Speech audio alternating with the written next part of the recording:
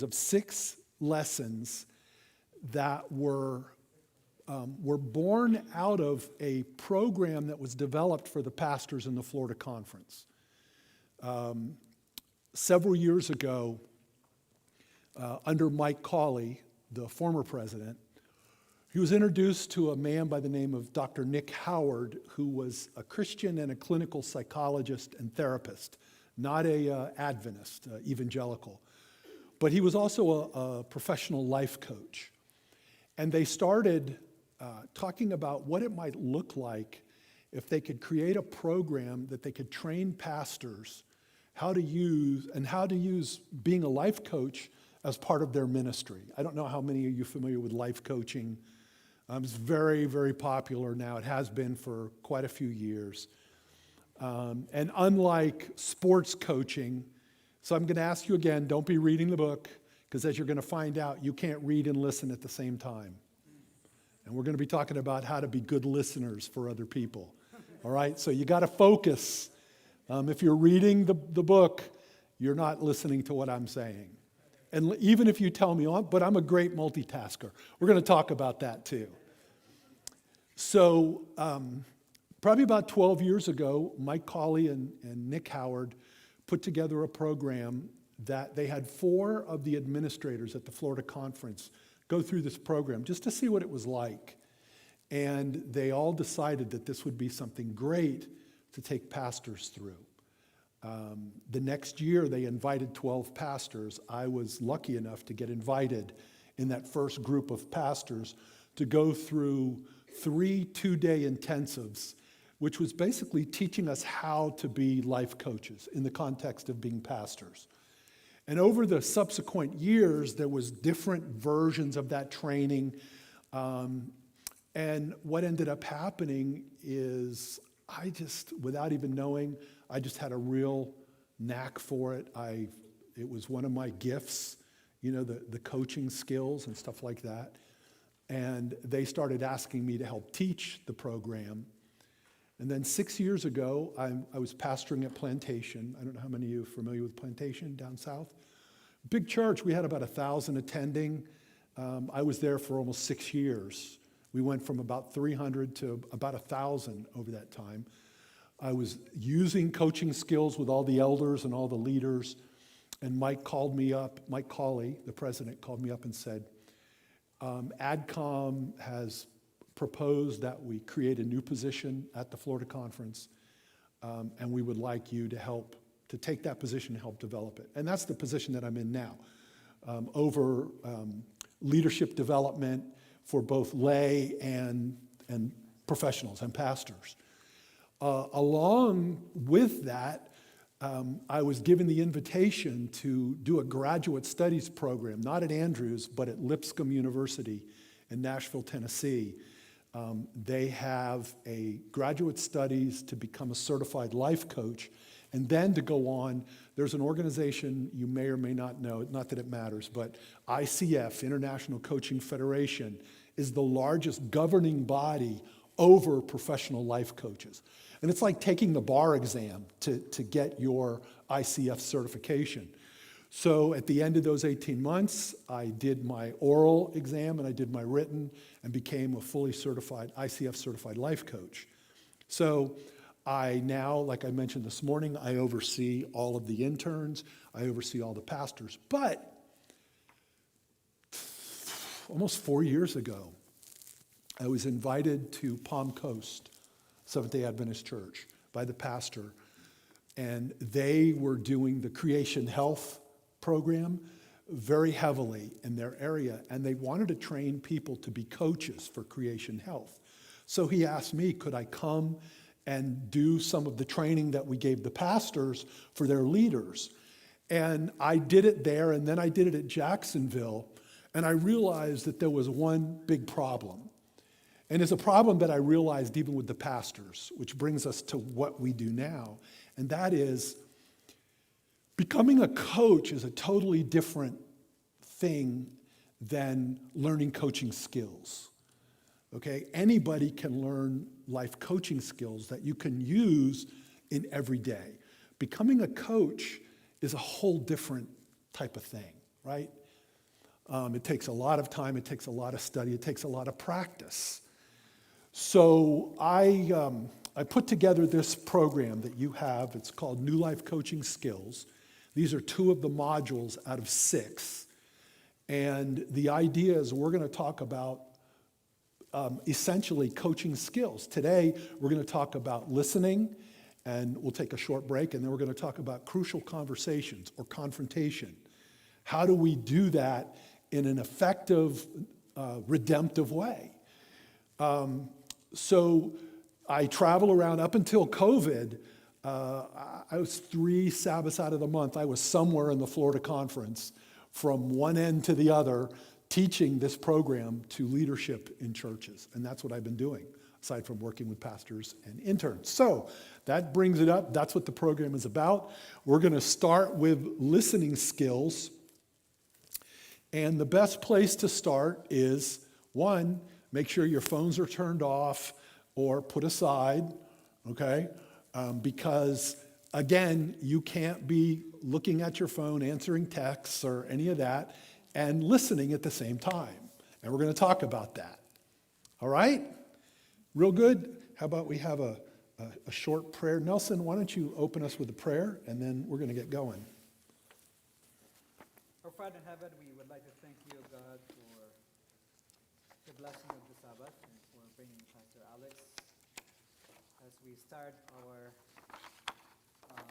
sermon today, oh God, may you will open our hearts, our mind, and give us wisdom to comprehend the things that you want us to learn as leaders of the church. Amen. Bless Pastor Alex and the rest of the people who are coming today, oh God. May we all be blessed. In Jesus' name I pray. Amen. So this is going to be kind of interactive. Okay, so I'm going to be asking some questions, and typically we do this around tables, but because of COVID, we're spread out. But I mean, it's all about interaction. So what's the difference between listening and hearing? Anybody? What do you think? It's not in the book, so don't be looking at the book. I'm going to keep getting you all. Listening is getting the message. Okay, listening is getting the message. What's hearing? Hearing is just, you heard it, but you didn't really pay attention. What's that?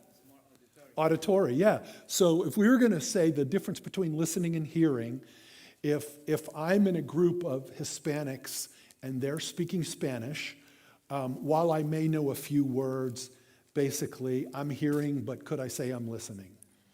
Listening involves understanding, comprehending. Hearing, like you said, Nelson, it's a function, mechanics, the auditory. I can hear things all the time, but it doesn't mean I'm processing or I'm able to respond or listening. So when we're talking about listening, we're talking about not just hearing. So, we can't just sit there when someone's talking and going, I hear you, but we're looking at our phone. Yeah, we hear, but did we listen? Right? This is good that you can see this. All right, so up there at the top, do you agree or disagree with that statement up there that our relationships begin with listening? Do you agree or disagree? Agree. Yeah? You think so? Yeah, so do I. Because if there's no listening, I could argue that is it really a relationship? Right? Everything in relationships hinges on listening. I could tell you stories of how people have gone through this training, more particularly men than women, and them coming back and saying that their wives are looking at them in a different way for some reason, right? Because all of a sudden they're listening. They're not just hearing, okay? Now, I'm sure that women fall into that category too, but it's more common with us gentlemen, right? So what are the biggest obstacles to listening? I'm going to put some things up here, and I want you to tell me what you think is the obstacle, okay? You ready? Whoop. Why didn't it go forward? Oh, that's not good. I'm supposed to have numerous slides here. Something happened. Okay, we're going to have to just talk about it then. Bummer. I don't know. This should have like 5 changes in there. Well, I'm totally distressed now. What a bummer. Nope, that's not it. It would have been all, it's like pictures, different pictures of people doing different things. I think it is missing from the presentation. Yeah, all right, just go back to that one picture. So let me see, how can we do this? If you look at that picture of that person, what do you think would be a hindrance from listening? His mind is wandering. Mine is wandering, maybe. Yeah.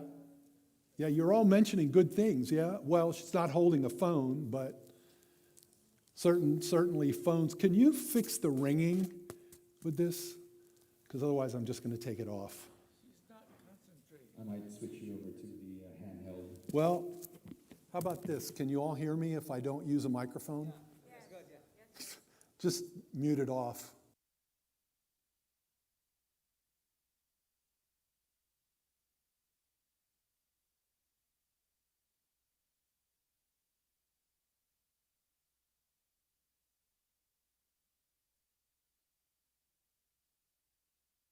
Ray, check.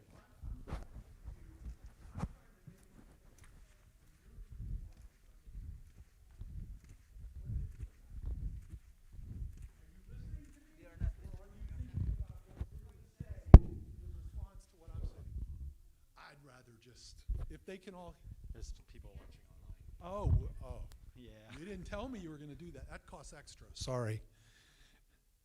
No, I'm just kidding. There's no cost. Sorry for those online. You should have come. It would have been better.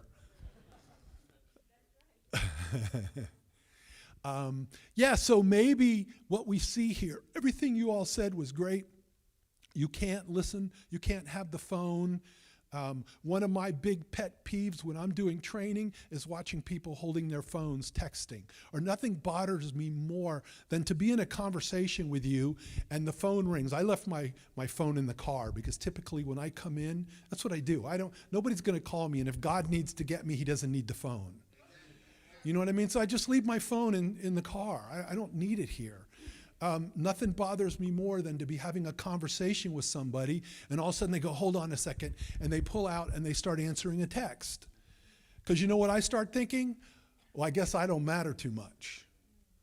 Because whoever texted you was more important than what I was saying to you. And I know that in the younger generations, that's just normal. You know, talking with someone and all of a sudden you just texting, I got you, I'm listening. But science has proved over and over and over that there's no such thing as multitasking. Even if you all are going to say, no, Pastor, I'm a great multitasker. No, it's impossible. Our brains can't do more than one thing at once. What we are really good at is shifting tasks rapidly. So we can be working on something and shift and do something else. But the truth is, if I'm on my computer typing and I'm on the phone, every time I start to type, whatever is here is becoming secondary. I'm not listening, okay? So we have things like the phone. We have things like, well, I'm thinking about what I'm going to say while you're talking, Nelson. So if I'm thinking about my rebuttal, chances are I'm not hearing what you have to say, right? Listening is about being fully present for the person that you're there with. Especially as a leader, your ability to be fully present can change the lives of people. I had the pleasure to serve under a pastor many, many years ago, and when he retired after almost 40 years of ministry, they had a big celebration, and I remember somebody getting up with a mic and saying, you know, the thing about Pastor West was he had the ability to make you feel like you were the most important person in the world every time you talked to him. And it was because no matter what, even at the end of the service, he'd be in the foyer and people would be coming and he'd be greeting, people as they're heading out. His attention would be 100% on that person for that 30 seconds or whatever it was. He wouldn't be like talking to you, Nelson, and brother, how you doing? And it's like, right?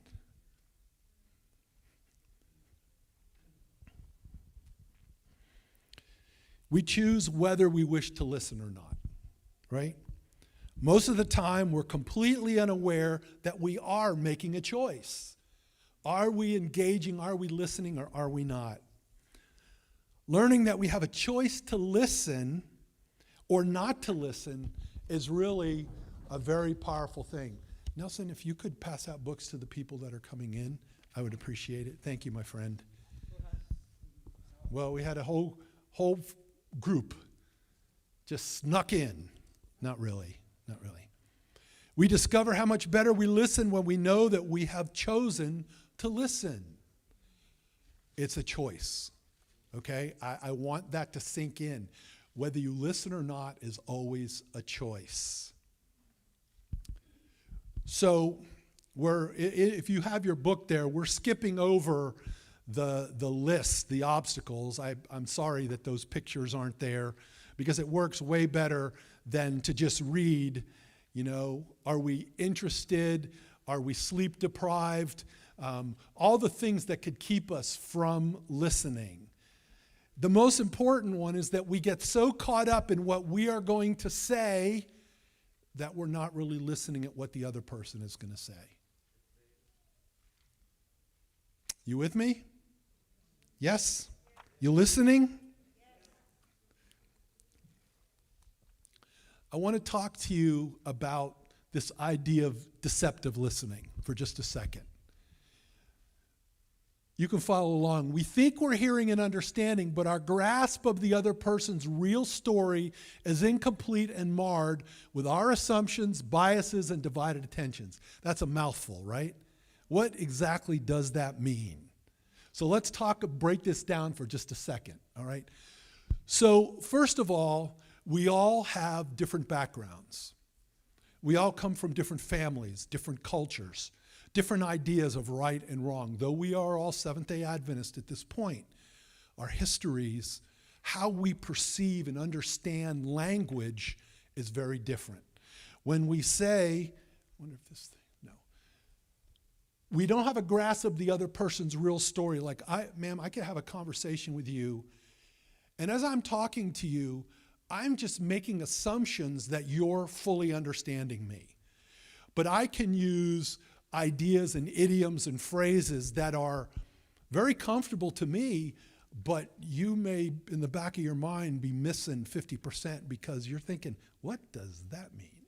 Now, you may never say that. I may use examples of things. I may use illustrations that you can't relate to. Think about something simple like this.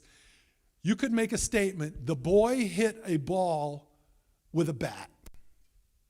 Okay? Do we all understand the context, what that means? I think here we probably would get the idea, right? It's common enough in our culture. What's a bat? Yeah, it's like a stick. We'd say baseball bat. What's a bat? Yeah. It's a little like flying nocturnal woolly mammal or woolly, what's a bat? So why would the boy hit a ball with a bat? That makes no sense. It makes sense if we are of the same culture and of the same tribe of people. So we start off with a wrong assumption that we can say things, and this holds true for listening now. I'm talking about talking, but it's the same thing when people are talking to us. You come from different cultures or from different places, and you can talk about something in a way that makes total sense to you, and you wouldn't see any reason why I wouldn't understand, but I may be missing key things because of those differences, right? The person's real story is incomplete and marred with our assumptions, biases, and divided attentions. Another good illustration is I grew up where being on time was crucial. It's this European heritage on half of my family, right? My grandfather's German heritage, that if you're not on time is an absolute sign of disrespect. You don't show up late for anything. In fact, if you're on time, you're late, which is how I grew up. Now, I want you to think about this. Here I am, I'm pastoring my first church that is predominantly people from the Caribbean. I call for my first elders meeting. I'm there at 7 on the dot because that's what time I told the elders. 7:15, I'm still the only one there. And you know what my insides are telling me? They don't care. It's a show of mutiny. It's a show of disrespect. Here I am, my first elders meeting, and they're not showing up. And then about 5 or 6 minutes later, the first elder shows up. And he could tell I was upset. Pastor, what's the problem? Did I miss something, elder? What do you mean, Pastor? The meeting was at 7 o'clock. And he starts to smile. Oh, Pastor, it's the first time I ever heard, soon come, Pastor. Some of you are laughing because some of you understand that concept. It's like, lighten up. They're on their way. They'll be here. No big deal. I can't leave out another story because I pastored a congregation that was prominently Hispanic. Now, I'm not picking on people groups. I'm just calling culture for what it is. You know what I learned with that group? That if I told them that we were starting at 6 o'clock, that's what time they all left their house. But you said 6 o'clock. No, we were supposed to be here at 6 o'clock. Oh. Filipino time. It works like that too, huh? 2 hours late. So I hope that you're starting to get the idea that when we're communicating with people, when we're speaking and when we're listening, we automatically make assumptions that they understand what we're saying. But we have to be careful that we're not using phrases and idioms and things that are unique to our culture and just assuming that they get it, because they may not at all. Which also flips around the other way, that when you as a leader are listening to people, you have to make sure that you're understanding, and don't ever be afraid to tell them that you don't understand. That's one of the biggest mistakes we make, is we don't want to look bad, we don't want to seem foolish to say, I'm sorry, but what you said just went completely over my head. I totally didn't get it. We're going to talk about that skill in just a little bit, right? So we think we're hearing and understanding, we think, but the truth is, we don't really understand the other person's story. If I have, like I brought up, this thing about being on time, and the other person is like, it's no big deal, you know, we're not sticklers for time. Well, that's going to create an issue right away, isn't it? Okay. The only effective way to overcome deceptive listening is to invoke empathic listening skills. We're going to talk about 3 different levels of listening, but I want to define, what do I mean when I say empathic? What does it mean to have empathy? Because that,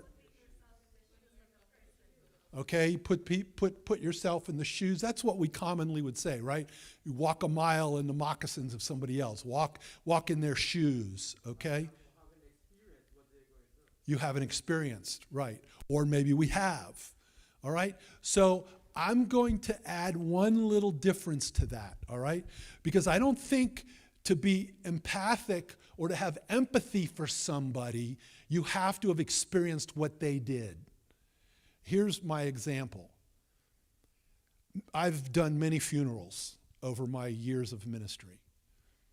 And one of the things that I learned is that you can never sit next to somebody who's lost a loved one and tell them you know what they feel. It's a big mistake. Even if, look, I lost my dad at 27, my mom and my stepdad have passed away, I've lost people close to me. But how I related to those losses and what that means to me is totally, completely different than what it means to you or any of you. So I can have empathy, meaning I've experienced loss, and I know what that means, but I don't know what the loss means to you. And that's where we have to be careful when we say we've experienced what they've experienced. We've walked with a pebble in our shoe like they did. Yeah, but maybe we got good calluses and the pebble didn't really hurt that much. Okay? Just because we walked with a pebble. So we all experience things very differently. So empathic listening, simply put, is something like this. I want to, as much as I possibly can, catch the emotions of what you're saying. I want to try and be in tune. There's nothing wrong with emotions. God gave them to us. We're not talking about emotionalism.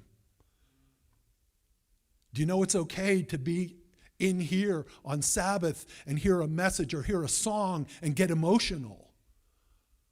Right? Have something spark in you and a tear comes in your eye. If you stand up and start running up and down the aisle screaming, that's emotionalism. That's like a little bit out of control. Okay? And that's not necessarily looked on as favorable in the context of our tribe. Right? But there's nothing wrong with being emotional.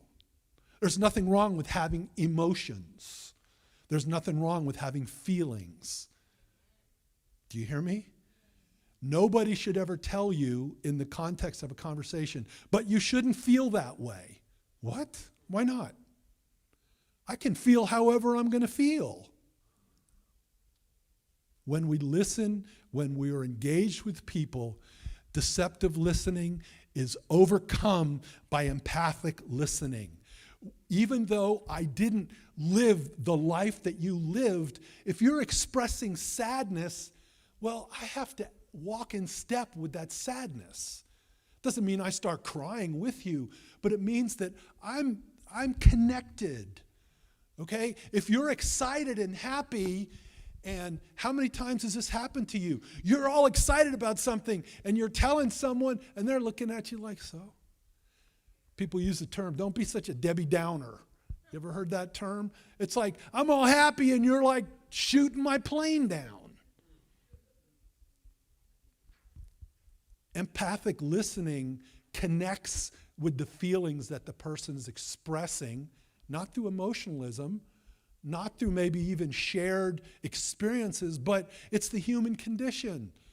We know happiness and we know sadness and we know these feelings. We've experienced them.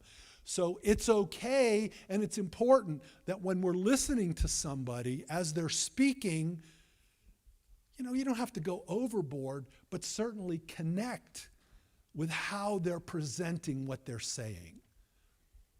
It makes people feel like you care because you are expressing that you care. Okay, does that make sense? All right. So let's talk about, I'm going to skip ahead. We're going to talk about 3 levels of listening. All right, level 1. Level 1, it's known as internal listening. And here's the thing about level 1. Level 1 listening is all about me. It's all about you. It's all about myself. Okay? I am listening for what it gets me. In other words, if I'm at the doctor and they've done tests and the doctor is explaining the results of the test, you better bet I'm at level 1. Because everything he says or she says is about me. I don't care about the doctor. I'm not here to like talk about his issues or her issues. I'm here to hear about my results, all about me. My wife has some major dietary restrictions. So when we go to restaurants, anything she orders, we usually end up having to ask them to go back to the kitchen and make sure.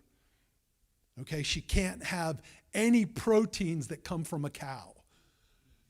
It's not lactose intolerance. This is something totally different. She's been tested and she's not allergic to dairy. But if she has any of those proteins, she can go into anaphylactic shock. So when we explain to them and they're talking to us and get the server to recite back how she ordered it, you better bet we're level 1 listening. It's all about her. It's all about capturing that information. Now, if we are having a conversation, is level 1 listening good?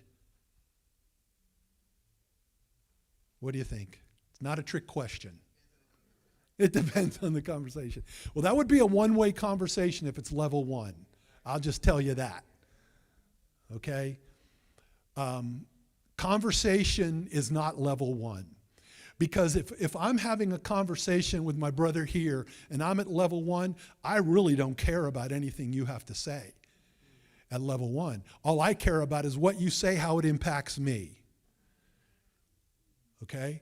So we have to be real careful that when we're listening to people in conversation. By the way, what would define a conversation?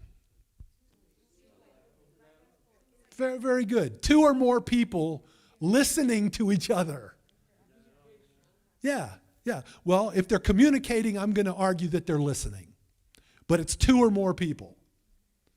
Okay, you can't have well, I guess you could have a conversation with yourself, but if you're having here's a question. If you're having a conversation with yourself, are you at level 1? I've never thought about that one before. Right? The spotlight is in me, my thoughts, my judgment, my feelings, all for my benefit. The purpose of the information gathering at level 1 is to meet my needs. At level 1, there's only one question: what does this mean to me? That's like you sit in a meeting and you announce that we're going, okay, starting next Sabbath, we're going to 2 services. Everyone in that meeting instantly goes to level 1. What does that mean to me? How much more work is it going to mean for me now? Okay? That's level 1. What does it mean to me? Is reading the Bible a conversation? Well, I would say praying in my mind would be more, but that's kind of off topic. You're one of those troublemakers, aren't you? Yeah?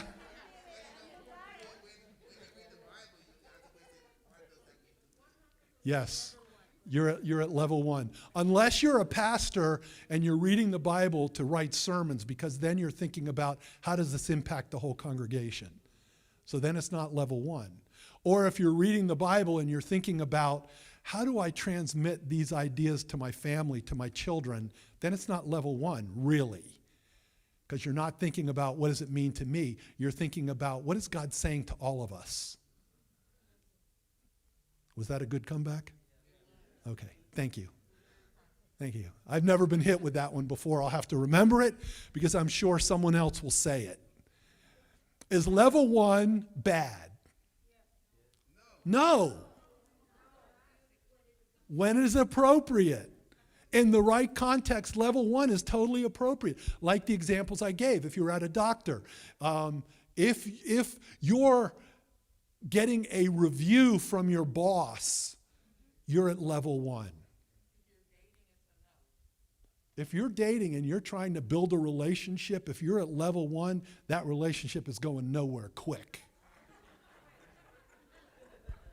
Okay? Because if you're sitting there and everything in that conversation is all about you, you probably won't have a second date. Yeah? Okay, how about level 2? Let's read this. Level 2 focuses on the other person. Now we're getting somewhere, right? Not only are we listening to their words, but seeing their expressions, experiencing their emotions, catching what their words don't say. Let's stop right there. What are we talking about when I say we're catching what their words don't say? Expression, body language, and all of that. Yeah. So if you look it up and you do any type of studying, if any of you have done psychology, they're going to talk about how much do we communicate verbally versus nonverbal. And what is nonverbal communication? Yeah. It's all the things we do. But it's also, nonverbal communication is also how we say what we say. Right? I could say, okay, I don't like to be tickled. I never have. My wife comes over and starts tickling me. I could go, stop. What does that say? Yeah, it's like kind of playful. It's like, or I could go, stop. What is that saying? I don't like it. It's making me mad. Same word said differently means totally different things. Okay? But it's also how we look. Many years ago, after a service, my wife came to me and said, sweetheart, there's like 3 or 4 people that have come to me wanting to know if you're mad at them. And I'm like, what are you talking about? I'm not mad. She says, have you looked at your face in the mirror? Right? It's like this eyebrow thing. It's like I'm half Italian, half German, right? Jewish all the way, but the Italian and the German, it's like, yeah, you know what I mean? And like, I don't know what I was doing, but I had to go around to some people and say, I'm just maybe intense. I'm not angry, but they looked at me and they read, I'm angry. Now, when I'm listening to you, I have to really be thinking about, am I hearing you, listening to you? Am I reading your facial and your mannerisms based on what I think it is, or is it really what it is? How often do we mistake someone's intentions of what they've said because we look at how they're saying it, and without taking a step back and like, okay, wait a minute, that's not really in character for that person. Or I don't know them well enough to be able to say that's what that means. So what do? I'm going to ask. Did you mean? Right? Did you have something you want? Could that be cultural? Oh, could it be cultural? Absolutely. Absolutely. I mean, these are things that over the years you have to learn. Like, there are cultures that to look someone directly in the eye, an elder in the eye, you don't do it. It's disrespect. There's other cultures, like the way I was raised, my dad grabbing me by the chin, literally, and say, you look me in the eye when I'm talking to you. Absolute day and night, totally different things, meaning totally different things. So very much so, when we're listening to people, when we're making ourselves available to them or in conversations, we have to be very careful that we're not making assumptions about what they mean by how they look. And it's really difficult because we're really programmed to respond that way.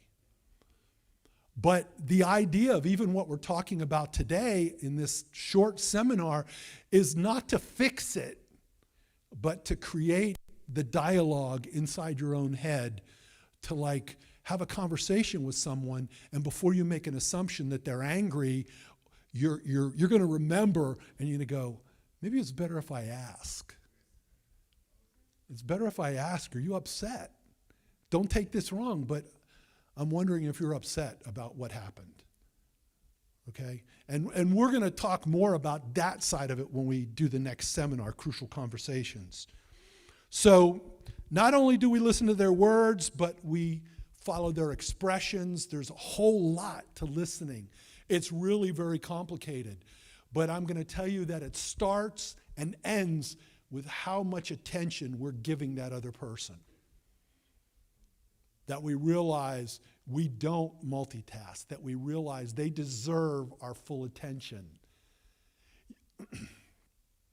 So I shouldn't say assume, but I'm going to imagine that pretty much everyone here, you're all people that regularly attend, you're part of this church. I don't know if there's any like first-time visitors that came, right? You've never been to this church before. Wow. Someone better grab a hold of him, get some information, get to know him, okay? So let me tell you something about that and how listening has a big part of whether he would come back or not. People will come to a church for a good pastor and good music. Okay, they will. Word will spread that, wow, they have really good music, or the pastor really preaches up a storm, and people will come. But they won't stay for that, because as soon as the next church down the street has a good pastor or good music, people are going to follow that. And I'm not saying that's what you're going to do. Please. People will stay because they connected. People will stay because of relationships. So many churches are struggling with what they call the rear revolving door. That people come in through the front door, and before anyone ever gets to know them, whoosh, they're out the back door. The back door's big. Okay? This is why learning listening skills becomes so important. Because you want to be comfortable to walk up to somebody that you don't know and listen to them. Hi, is this your first time here? Great. Where are you coming from? Oh, that's nice. You have a family? Are you by yourself? Have a conversation. Even if you spend 30 seconds, 40 seconds, a minute, the chances that that person will come back goes up 100%. Because they feel like somebody cares. Now here's another thing. If you take a survey of most churches, and I'll say most Adventist churches, and you ask them, what's like one of your major qualities? You know what most churches will say? Oh, we're a loving church. Word. We're a loving church. My contention is, when you get past the professional greeters and lovers at the door, you will find very often the church is not very loving. They are in their little cliques and groups of people standing around talking, but somebody will walk in and nobody will say something. When we first moved up, Angie and I first moved up here from Plantation, up to Orlando area, and we're trying to decide what church are we going to go to, and we're going to different churches. I can't tell you how many times we get past the greeters, and here we are, conference, right? Pastor, conference, come in and like stand here and not sit down. And we would stand and we would talk and we'd wonder, is anybody going to come over and introduce them? This is like before COVID and all of that. Is anybody going to come introduce themselves? Is anyone going to come shake our hand? The average was no, no, no, no. Huh? I didn't come here? Well, I don't know. Now the cat's out of the bag, right? So if I showed up, now everyone would go, oh, he's that guy. We got to go say hello to him. But being comfortable with listening makes you much more comfortable with engaging with people that you don't know. Okay. Yes. Hold. Let me come over here and give you the mic, because I guess there's people watching online, and you may have a good story to tell. I don't know. There's a missionary guy that I work with, and one thing I always remember about him, when I'm telling him a story, even though he knows the story already, he listens like it's his first time hearing the story. That always makes you feel good. Than the interruption. Yes, absolutely.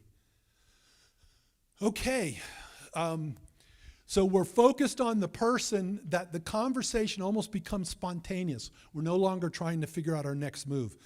How many of you in relationships, and I just say this because of people in relationships, it happens more often, feel like you're completing each other's sentences, you know what the other person's going to say before they say it? Do any of you relate to that? Have that kind of experience? Yeah? I mean, my wife and I, we're like that all the time, okay? And a big part of that is because, I'm going to be honest with you, I think because I went through coach training and became a much better listener than I was. All right? My wife even said to me after the first sessions of coach training that I went through, she said, I want to talk to that Nick guy. He was the one that led it, Nick Howard, because I want to tell him that you've changed our relationship. I thought I knew how to listen, but I didn't. Right? That going through that training really changed because I listened to fix and to help. Do you know what I'm saying?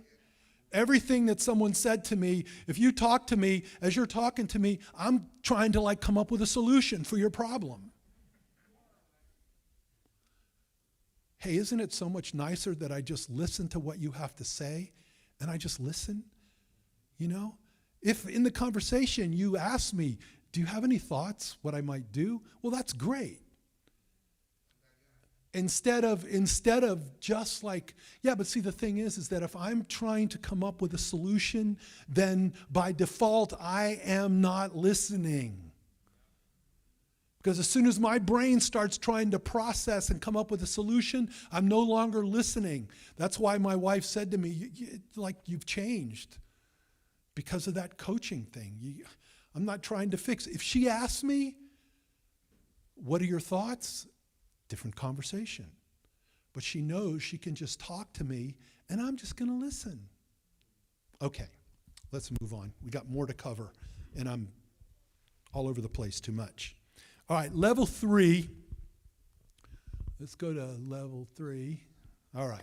This is the tricky one now. And see, it's not working well. So you have this in your book. Let's look at your book. I don't know why we're having these problems. Those are should have been multiple slides and it would change the text and it's piled up as one. My fault, I don't know, but it's fine. So at level 3, you're listening 360 degrees. Listening to everything you can observe with your senses, what you see, hear, smell, and feel, both tactile sensations as well as emotional sensations. Of the 5 senses, okay, everyone, heads up. Of the 5 senses, which one has the longest reaching impact? In other words, which one lasts the longest? Which one brings back the most memories or feelings? Or is it sight? Is it touch? You think touch? Is it taste? Is it smell? Is it hearing? What do you think? Okay, all those who think it's sight, raise your hand. Sight? Okay, we have a few. How about hearing? Okay, how about touch? Have a few for touch. Okay, how about taste? Taste. Yeah, do you taste? Okay, how about smell? Well, guess what? You're the only one that's right. Smell has the strongest and longest lasting impact of any of the senses. It's the one that embeds itself the deepest in our brains. It's the one that our memories get most attached to, is smell. I can attest to that. There's this smell of tomato and garlic that takes me back to my grandmother's house, that if I catch a whiff of those things together, I have instant flashbacks to walking in my grandma's house.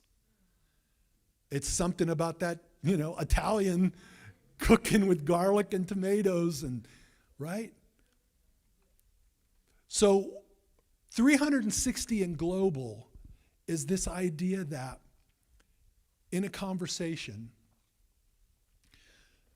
being aware of everything that's happening is as much a part of the conversation when I'm having a conversation with you.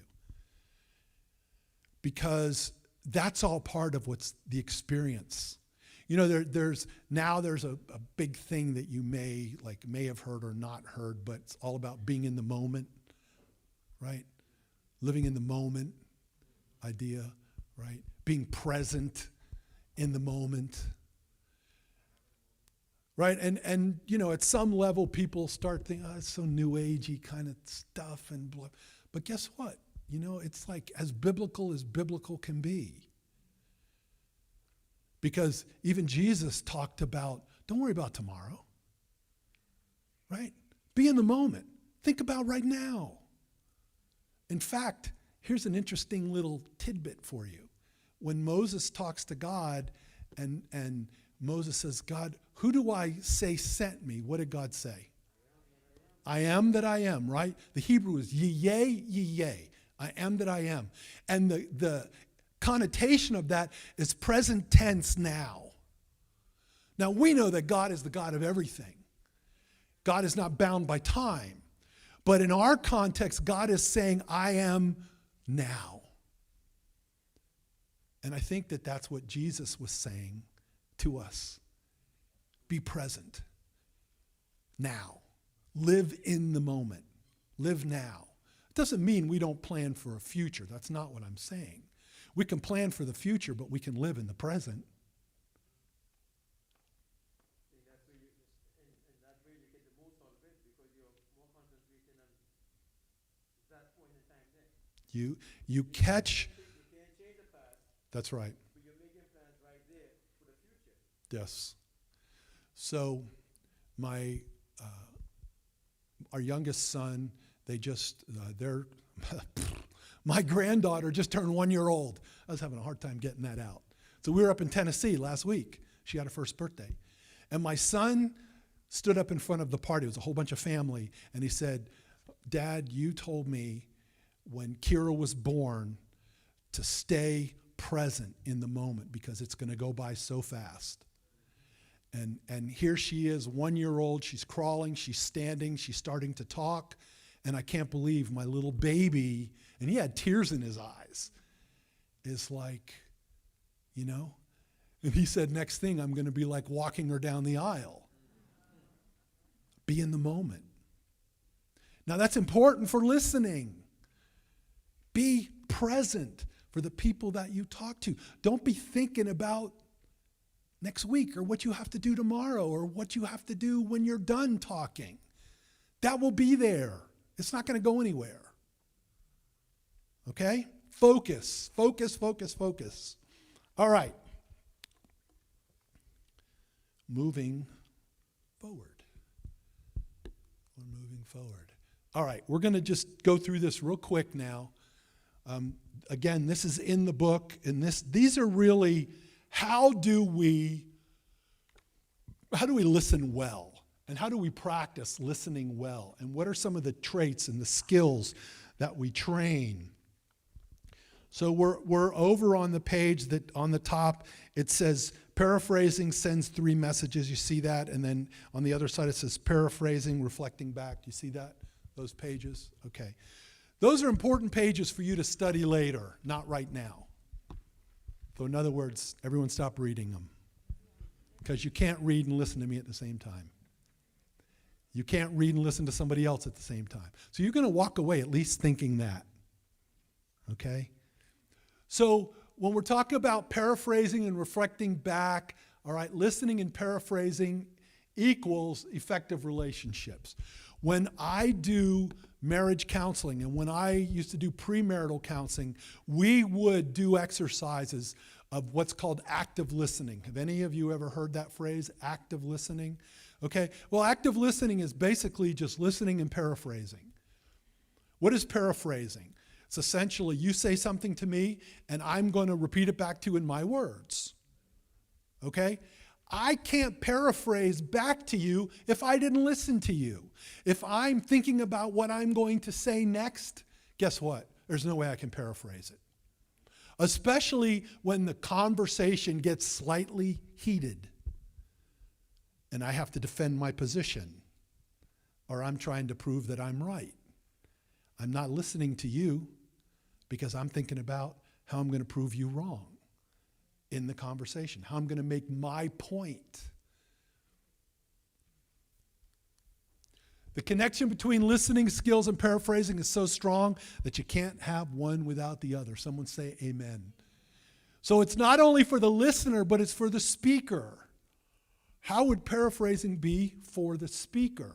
In other words, if you're saying something to me and I'm paraphrasing it, well, we've gained a couple things. One, by my paraphrasing, I'm ensuring that I'm listening to you. By me paraphrasing, you know that I'm listening to you, but it also says to you, if I paraphrase it and you go, wait a minute, that's not what I said, it gives you the opportunity right then to correct what maybe could have been a misunderstanding. That's not what I meant. Oh, okay, so like yeah, when I used to do this practice, especially with young couples in premarital counseling, we would practice active listening. And it would be simply, okay, you're going to say, the bride-to-be, you're going to say something to the groom. He's going to paraphrase it, and you're going to say yes, or you're going to say no, and you're going to say it again in a new way.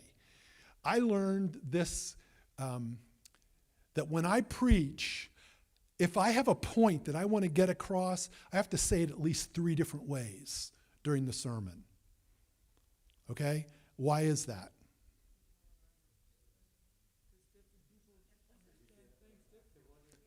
Right. Different people understand it different. Yeah, you relate. Remember, we talked about deceptive listening. We have different experiences and different backgrounds, and what I may say that made total sense to me and total sense to you may, like, I didn't get it, and it just goes right by you. So if I want to make sure that you get it, I may have to say that 3 different ways. And that, like, brings us to another question. Where does the responsibility of effective communication lie? On the speaker or the listener or both? Okay, we had a bunch of people say both. I heard someone say speaker. Let me phrase this differently. If I'm a teacher teaching a classroom, where does the responsibility lie on my students' learning? On them or on me? Some say both. Okay, let's say that all things being equal, everybody in the class wants to learn. Teacher, both? Still both? Okay, so let me propose to you that 99% of it is incumbent on the person speaking or the teacher. If you don't understand what I'm saying, that's not your fault. Though we take it that way and we make it out that way.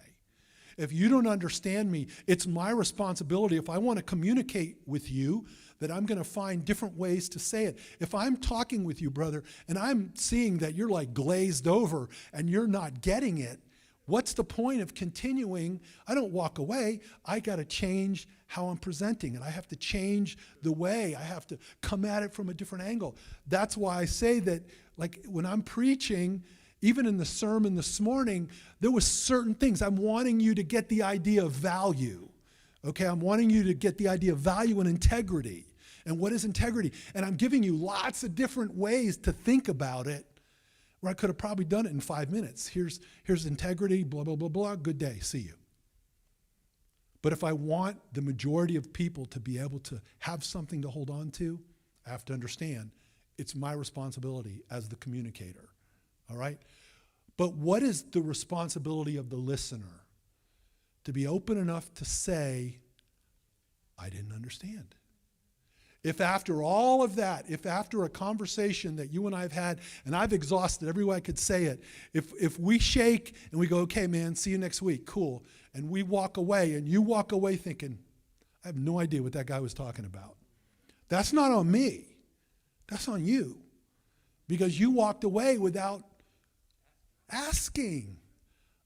Please forgive me. I'm sorry, but I don't understand what you were asking me. I think at that point, at the first instance, I may not understand what you're saying, but to alert you of that.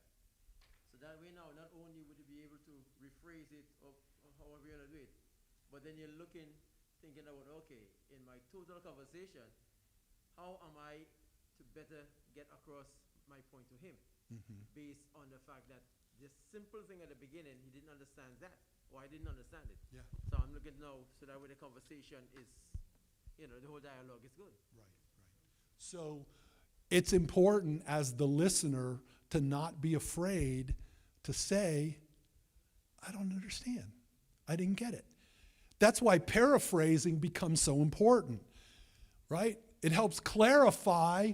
Even for if we're having a conversation and I am paraphrasing what you're saying to me, not only are you getting that I understand what you're saying, but it's also reverberating back to you. Oh, okay. Look, I don't know about you, but I'm very much oral in my processing. And so what that means is like I can be having a conversation with my wife, and in the midst of the conversation, I may change some of my thought because as we're talking, she's paraphrasing, I'm hearing, and I'm going, oh, wait a minute, that's not. It's real common for me to like read part of a sermon or something to her and go, does this make sense to you? Because if it makes sense to her, it's probably going to make sense to someone else, because just because it made sense to me doesn't mean it makes sense to you, right? All right, let's like real quick. Paraphrasing. If I'm paraphrasing, it sends 3 messages. Of course, I'm listening. If I'm paraphrasing, I have to be listening because I can't paraphrase if I'm not listening, right? Say yes? Okay, thank you. I know you're listening. Paraphrase, it also means I'm interested. If I'm paraphrasing back to you, then you know I'm interested in what you have to say. It sends the message that I care about you. I care about us. It also sends a message that I understand you, or at least I am trying to understand you. Right? 2 ways of paraphrasing: acknowledging and clarifying. Acknowledging is just, you said something and I'm going to say it back in a way like, okay, so what you're saying is you're interested in buying a new car and this is the type of car you want. The way I said it and how I present it, I'm just acknowledging what you said. If I'm clarifying it, how I say it might come out different. So you're thinking about getting a new car, and how is that going to impact you? Kind of the same thing, but how I said it is very different. I'm clarifying both for you and for me. It's like if I went to my wife and said, I'd like to go and buy a new car. She could say, oh, so you want to go buy a new car? Or she could say, you want to go buy a new car? It means real different things, even though we're paraphrasing, right? Now, what's paraphrasing? Just exactly what it says. Sometimes you don't have to think of your own way. Just like I said with like, you want to buy a new car. Sometimes that's what it is. Now, can I make a recommendation to you? Don't go up to someone who you've never had a conversation this way with before, who you have not, like, if you're here and your spouse is home and you decide, man, it's going to be so great if I start paraphrasing everything, or paraphrasing, because I guarantee you if they don't understand what's happening, they're going to think you're mocking them. You're making a joke out of what they're saying. That's why I typically, when I do the premarital counseling or marriage counseling, we practice it together, or I recommend to somebody, don't just go to someone that you've had this type of conversations with and all of a sudden you start paraphrasing everything.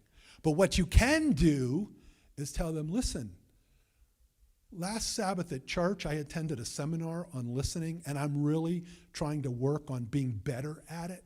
So I'm going to, as we talk, you may hear me paraphrasing some things, or you know what I mean?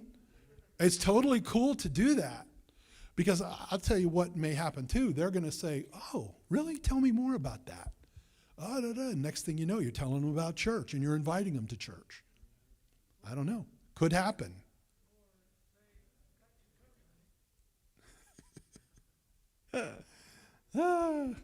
Okay.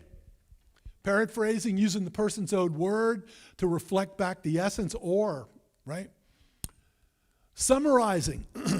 All right. I'm having a conversation. I'm just picking on you, bro, because you're right here, right? So we come up and we start talking, and you start telling me something, and it's like 15 minutes later, and you haven't taken a breath, but you're still talking. Y'all ever run into that? All right. Okay. So first of all, in certain cultures, it's really inappropriate to interrupt people. It's a sign of disrespect. But we're going to talk in crucial conversations also. There's nothing wrong with stopping someone. But how you do it is important. And this is where summarizing comes in. Okay? We're having a conversation, right? And it's an important one. And you're going and you're going and you're going. Now here's the truth. I can only retain so much. okay? And you're just, and at some point now, I'm trying to process, what am I even supposed to say to this? I'm spinning. So, no, you can't. It's impossible, right? We've gone 15 minutes, and how am I going to paraphrase that? But first of all, you should never let it go 15 minutes. If it's like 3, 4, 5 minutes, here's what you do, okay? You say, oh, wait 1 second. Listen, I know what you're saying is really important, but I'm going to be honest with you. You're losing me. It's like, it's too much. Let me catch up. And I'm going to summarize. Okay, so what I think you said up to this point is this and this and this. Is that right? And you're going to go, yeah, but, okay, correct. All right, cool. Let's move forward. And you can even say, let's try and like do it in little chunks, increments, because you're losing me, and it's really important to you. I know that. You have to acknowledge that. We'll talk about that in crucial conversations because that's an important skill, but that's when you summarize. Because stopping, summarizing what you've heard, up to this point, this is, I think, what you're trying to say. Is this right? Just give them the opportunity to clarify it. La, la, la. Now, in casual conversations, this is not going to happen. We're talking about different types of conversations here. You're probably not going to have to worry about that even in the conversation that you may have just here in church, unless you get dragged into the corner and someone is unloading 20 minutes worth of problems. Okay? Don't laugh. It happens all the time. Okay? And being able to stop that 5 minutes into it, clarify it, paraphrase it, summarize it, it's going to help them because it's helping them process as well. All right. 3 Ps. So this is in the book, and this is just a little technique that you can use, something that maybe you can read over and you can remember this. The idea of pause, paraphrase, and probe. So what are we saying here? Pause. Pause gives you time to clarify, organize, paraphrase. Don't be so quick that you have to have an answer. Listen to what they have to say. Take a minute. When people, okay, let me back up here. The younger generation is very comfortable texting all the time. It's, in a lot of ways, it's a preferred method of communication. I was traveling a couple years ago, and I'm sitting next to these 2 young men, 19-ish, 20s, something like that, sitting next to each other. And it was really crowded there waiting to get on the plane. And I couldn't help it. I'm watching this young man text, and he's like lightning. And I'm just thinking to myself, Lord have mercy, you should see me text. Tink, tink, tink, right? And I finally said something. Wow, man, I haven't seen anyone text that fast. And he just smiled. And I said, you texting to a loved one or family or friend? Maybe I shouldn't have, but I was being nosy. I don't know. But he goes like this. And it hit me like, oh my God, this guy that he's sitting next to, they're texting each other. They're not talking, they're texting. That's the ultimate private conversation, right? I asked my son about that, right? Why is it, because he'll even tell me, Dad, I'd much rather text than talk on the phone. I don't want to text. Even my wife texts way more than me. My texting, I'm on my OMW, on my way.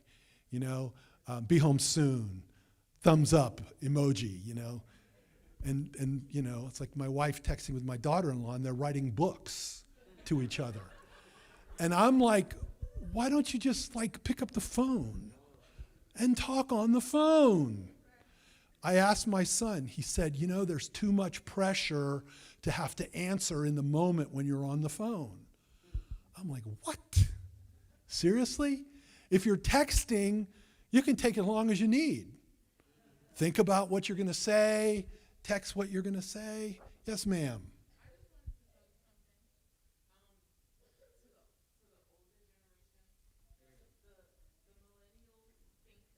Microphone.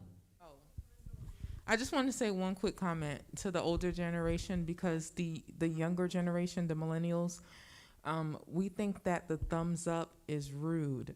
So the older people love sending thumbs up, but we interpret it as a little rude. So I just Okay. want to let everybody know that. Okay. Thumbs Well, up to I've got everything. intern pastors giving me thumbs up all the time. It's not okay to do that with a millennial. It's like you dismiss them. Okay. Never heard that before. There we go. We go back to that idea that we think we're communicating and maybe we're not. I don't know. My point is, I'd much rather talk on the phone. Yes, sir. Yes. I'd much rather have the conversation. Yes, ma'am. Microphone. Is it also good to stop somebody talking on the phone too much, like they're talking nonstop? Is it also good to say, Are they talking to you? well, you know, in like a group, for example, because we have a Bible study group over the phone, and there was Well, one that's- lady that talked like, Yeah, well, that's kind of tough one. That's, there's sometimes that people like to monopolize for many reasons the conversation. This is kind of off base, but I would say that I would never do that in the group, but I would certainly one-on-one have a conversation with that person just to say, I really appreciate the things that you have to say, but understand that you're monopolizing the time and there's other people that may want to talk to. But I would do that privately, never in front of other people. Nelson? I think we have the generation gap. Like maybe like the people like me like to talk personally, but the new generation they use the technology to communicate. Sure. And don't get me wrong, I am in no way saying that texting or anything is a bad thing or is inappropriate in any way. And you're right. It's like it's what you're comfortable with and what you do. But understand that how we communicate with other people affects how they understand us. I wanted to say something to what Auntie Malou said. Sometimes you maybe have a presentation or you have a Bible study or something like that, and like you said, maybe someone monopolizes it. I agree, you shouldn't put them on the spot, but it gives you an opportunity, maybe for the next one, you can set expectations up front. Say, we want to hear from everybody. Yeah. Try to keep your comments to 2 minutes, and then that helps everyone better understand, they can think internally a little bit about it, and then if you need to follow up, you can follow up. So that may help. And I think that that's good, but I'm still one for having the personal conversation. And we'll talk about crucial conversations. Okay, let's try and wrap up. I want to take a little break, and we're like way over now. So we want to pause, give the time to think. We want to paraphrase. We've talked about that. And then we want to ask a probing question. I didn't get to spend too much time with you talking about asking good questions. And this is something I'd like you to take some time and look this up, okay? And it's simply this. What's the difference between open and closed questions when you're having a conversation? Does anyone know when I say that, an open or a closed question? Hold on. Yeah, you raised your hand there? That's it. We don't want to ask a question that's simply a yes or no. Because it's not, if you want to learn about having conversations, you don't want to ask closed questions. It's like I could ask the question when someone comes in, did you like the service? Yes, no, done. I could ask the question, what about the service did you like or not like? It gives you a chance to, are you feeling okay? Yes or no? Right? We don't want to ask closed questions. As much as possible, it's one of the hardest things to work on.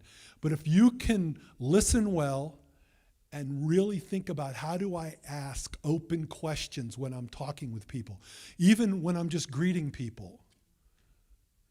Don't ask a question that allows them to answer yes or no, because you don't get to know people by yes or no's. Okay?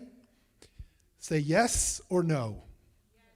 All right, there's a couple things here, sample beginnings about paraphrasing, and we're going to stop right here. Sorry, we spent too much time talking about other good things. We're going to take like a 3-4 minute break, okay? And if you need to get a water or run to the facilities real quick, and then we're going to start right back up. I'll tell you what, I'll give you 8 minutes and we'll start at 4:30. And now there's no way we're going to end right at 5, I can tell you, but I'll try my best to keep it as close to that as possible. Well, I guess I'm just cutting into my own time then, right? Since I'm doing is my time, right? Okay, we'll be back at 4:30.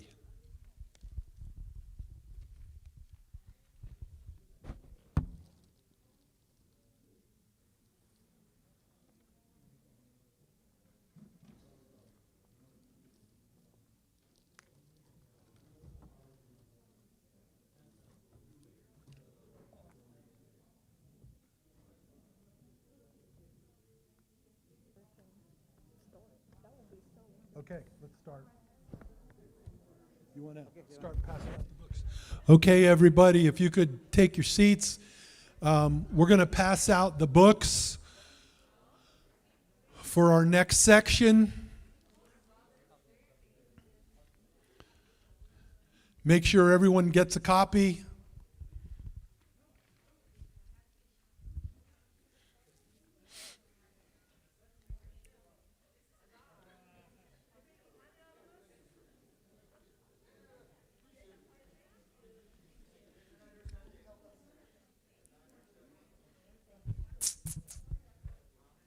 So while we're passing out the books, does anyone have any questions, comments, or rebukes at this point? I'll take any of them. Questions, comments, or rebukes? No? All right, no rebukes. I like it. I guess.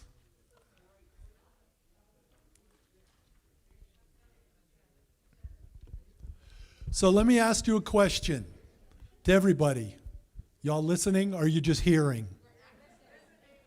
Let's get to our level 2 listening, because it's not just about you now. By a show of hands, how many of you enjoy confrontation? Not a hand up. Because if you did raise your hand, I was going to look for the pastor and tell him you need counseling. Look, it's not natural at all to say that, okay, I enjoy confrontation. There's a question? Oh, before we start, question.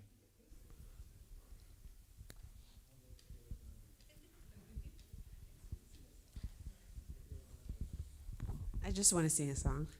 Oh, it's okay. No, sorry. Does Somebody do y'all know her? Yes, ma'am. Go ahead. Well, I just want to clarify about, it's not terminating conversation, but I mean, personally, I could say I'm a good listener, but I can sit there and listen to you until an hour, and I think that's bad. I just want to know how we can terminate the conversation in a nice way. Is it what you said about the summary, and you can do this in Well, terminating a conversation is a tricky thing, because it depends on the type of conversation. If you and I are just having a casual conversation, it's not inappropriate for me to say to you at some point, listen, let's figure out a time we can connect. I've got other appointments I've got to do. Okay? One of the things I learned as a pastor a long time ago is in impromptu calls and conversations. If you were, let's say I'm pastor here, and you call me on the phone, I will immediately say, listen, I have like 5 minutes. I have another call coming. We can talk for about 5 minutes. If you need more time, let's schedule something and make an appointment and we can talk. Okay? Good. So people want to be heard and it's important, but that doesn't mean you have to surrender your life to them so that you can hear them. No, I'm serious. Yeah. You know, it's one of the things that teaching young pastors how to be able to manage their time. Because there's people that will totally monopolize your time. Will call you up and talk for 2 hours, and you're trying to be polite and you don't want to hurt the brethren's feeling. But the other side of it is like the dinner's got cold, your kids have gone to bed, and you're still sitting at your desk on the phone. So unless it's scheduled, I have no problem with telling someone, listen, I've got like 5 minutes or I've got 10 minutes. We're about to sit down and have supper. If we need more time, I'm here for you. Let's schedule. And you stick with the schedule. And there's nothing wrong with telling someone, I've got 15 minutes. Okay? And then at 15 minutes, I got to take a call, or I got to do this, or I got to do that. Or if someone's going, you have to stop them and go, listen, everything you're saying is really important. I've got another appointment that I've got to make in just a couple minutes. How about we schedule when we can go sit at Starbucks or whatever, go have a coffee and spend some time talking? It's boundaries, and not be afraid of setting boundaries. Okay? All right. Yes. And what is that? He said, and we have to practice integrity. What does that mean? Well, that what you say you're going to do, you're going to do. If I say to someone, hey, let's connect and schedule something, guess whose responsibility it is to connect and make sure we get it scheduled? It's my responsibility. If I say to you, hey, how about we schedule sometime, and I'm the one that's got to give you a call or find you and say, hey, we kind of left that hanging. Let's look at our calendars. When's a good time? That's integrity.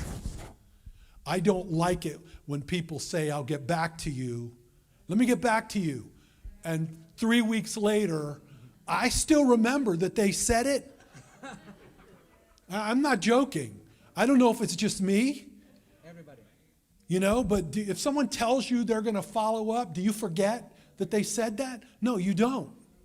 But we end up just letting it go. And that's a lack of integrity. Okay, let's talk about crucial conversations. So we all agreed that everyone here is really into having confrontation. Is that correct? Is that how I heard it? No. The single biggest problem in communication is the illusion that it has taken place. What do you think of that statement? The single biggest problem in communication is the illusion that it has taken place. Doesn't that go back to what we were talking about before? That I'm saying something to you and I am assuming that you understood me.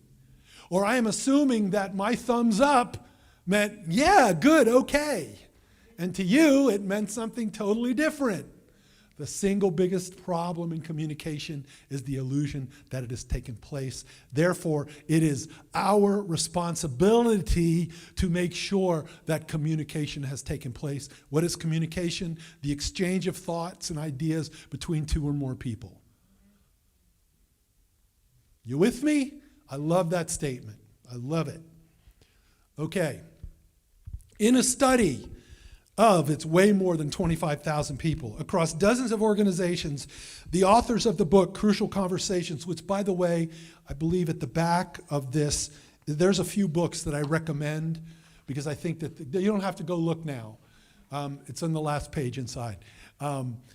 I believe that this is such an important topic for leaders. There's some books that I recommend that you read, and you need to work on it. All right? One of the things that when I'm doing these seminars that I start with, and I didn't do this with you all, is I talk about what is a skill, because we had listening skills, right? What is a skill? And I just want to catch up with that because it's important. What is a skill? Something that you train, something that you learn. Yeah, something that you learn is the correct answer. It's not a talent. Talents come naturally. Now, you can develop talents. You can be a talented artist and study to become a world-renowned artist or a violinist, right? Skills are learned. So a skill, now you may be not as good as some people, but you can learn because it's a skill. Listening is a skill, all right? Crucial conversations, communication, it's a skill. There's ways of how we can have a crucial conversation. Now, you hear me using that term, not so much confrontation. They basically mean the same thing, but boy, one feels way different, doesn't it? When I say crucial conversations versus confrontation. Doesn't confrontation make you kind of go, just a little bit? Yeah, it's threatening, right? So, the authors of the book, Crucial Conversations, learned what set the top leaders apart from the pack. It was this: they were best at stepping up to colleagues, co-workers, and even their bosses and holding them accountable. That's what crucial conversations are. And I am an absolute advocate that within the church, we should be able to have crucial conversations and hold each other accountable without persecuting each other. Holding people accountable is not the same as lynching them. Okay? The most successful leaders are those that effectively confront, effectively have crucial conversations. Nelson, if you're doing something that I think is inappropriate as the pastor, it is my responsibility to have that conversation with you, not to just like, I'm afraid he'll get upset. I got to have the conversation. And we're going to talk about how do we do it in a redemptive way. A crucial conversation is a discussion between two or more people where stakes are high. What does it mean, stakes are high? That means this is really important to you and it's really important to me. Stakes are high. The cost is high, okay? Opinions vary. We wouldn't have to have a crucial conversation if we agreed. You think one thing, I think something else. And it's really important to you and it's really important to me. And finally, emotions run strong. Now, how often does that happen in church? Ever go to a board meeting? No, not here? No. Brother, you're not telling the truth. We're not sharing integrity here. Okay, because there's no church that at some time crucial conversations don't need to happen. All right? What is confrontation? What is confrontation? Oh, I'm not clicking my clicker. Sorry. Okay. To confront means to hold someone accountable face to face. I got to stop right there. And I'm going to bring this up again. But now hear what I'm saying to you. We're going to learn some techniques for crucial conversations, okay? We don't have crucial conversations by texting. We don't have crucial conversations by email, all right? Now, I understand that times have changed where we may have to have it via Zoom or FaceTime or even telephone. But as we talked about, being able to see somebody is really important, especially when the stakes are high. And we'll talk about that. You've got to be able to like read what's going on. If someone's getting really upset and you just keep plowing ahead, we are not going to have a meaningful, crucial conversation. It's just going to get shut down. Crucial conversation, page 4. When confrontation is handled well, the problem is resolved, the relationship benefits. How does a relationship benefit when we have successful, crucial conversation? Well, maybe the thing that was coming between Nelson and I is no longer there, and now maybe the relationship can begin to flourish again. Okay? Because to me, the sole purpose of crucial conversations is always to create a redemptive situation, to redeem the situation, always. That means something's happened that's fracturing me and you, And we're going to have this crucial conversation, and we're going to do it in a way that when we walk away, we're going to hug and kiss, and we're okay. Yes, sir.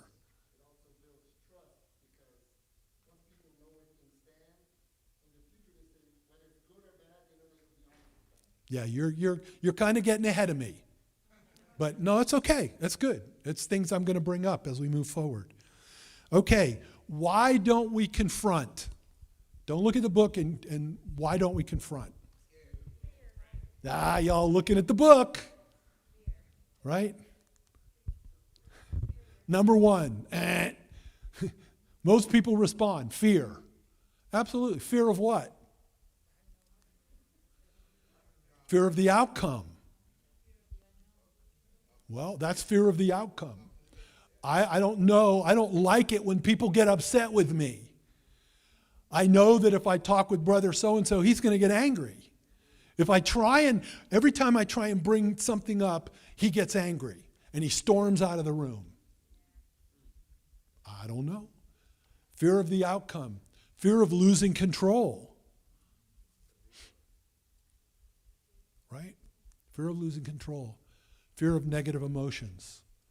I don't want to get into this conversation that he or she is going to start yelling. I don't like it when people yell at me. I'm not talking about me. I don't care. You can yell all you want. I'm not talking about me. I'm just being generic me. Generic me. Right? So we don't confront for various reasons. Many people associate confrontation with the emotion of, do you agree? It's the reason why when we talk about confrontation, people feel uncomfortable. And that's what they think. If I have to confront this person, they're going to be angry. There's going to be negative emotions. It's another reason I love to use the term crucial conversation. This is an important conversation that has to be had for the sake of redeeming the relationship. Have to have this conversation. When confrontation is done correctly, anger is not part of the equation. How about that? And we're going to look at just one model today. There's multiple ways of managing and having crucial conversations. We're going to use just one. And I'm open and hoping that you may look into others. All right, when we face confrontation, we will face confrontation innumerable times. Its outcome will often determine success or failure in the workplace, in our relationships, and most importantly, in our ministry. When I'm working with young pastors, this is one of the more important things that I'm teaching them, how to have these crucial conversations. I pastored a church when I first came, not mentioning any names, but when I first came to this church and met with the elders, they said to me, corporately, they all said to me, Pastor, we've got your back. You don't have to worry about anything. If there's any issues or problems, we handle it. You don't have to worry about confronting anything. We've got you. And I thought to myself, Lord have mercy. What must the previous pastor been like? If this is what the elders are like, that they've got to tell me that they're going to handle all the problems. Well, it's because the pastor before me was so totally non-confrontational. He didn't like it. He felt it was wrong. He wanted to be a shepherd, loving the people like Jesus, and you can't have those conversations with people if you're loving people like Jesus. Boy, that's so wrong.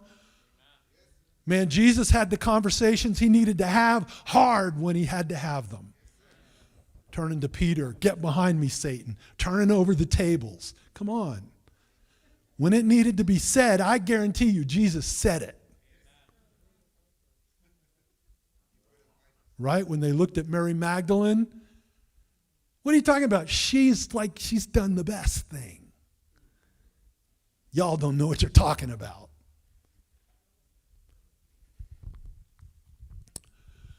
Okay, it inevitably makes it a fundamental skill that we must understand and learn to execute. So I say to all of you, if you are going to work on one thing, it doesn't matter how old you are, If you're going to work on developing one skill and becoming effective at it, it's crucial conversations. And knowing that you don't have to be afraid to bring up the things that you need to bring up, to make the corrections you need to correct. Now, in response to what our brother said over here, this is not in the book, but take your pen and write this down because it's really important, all right? You cannot confront what you haven't taught. You cannot confront what you haven't taught.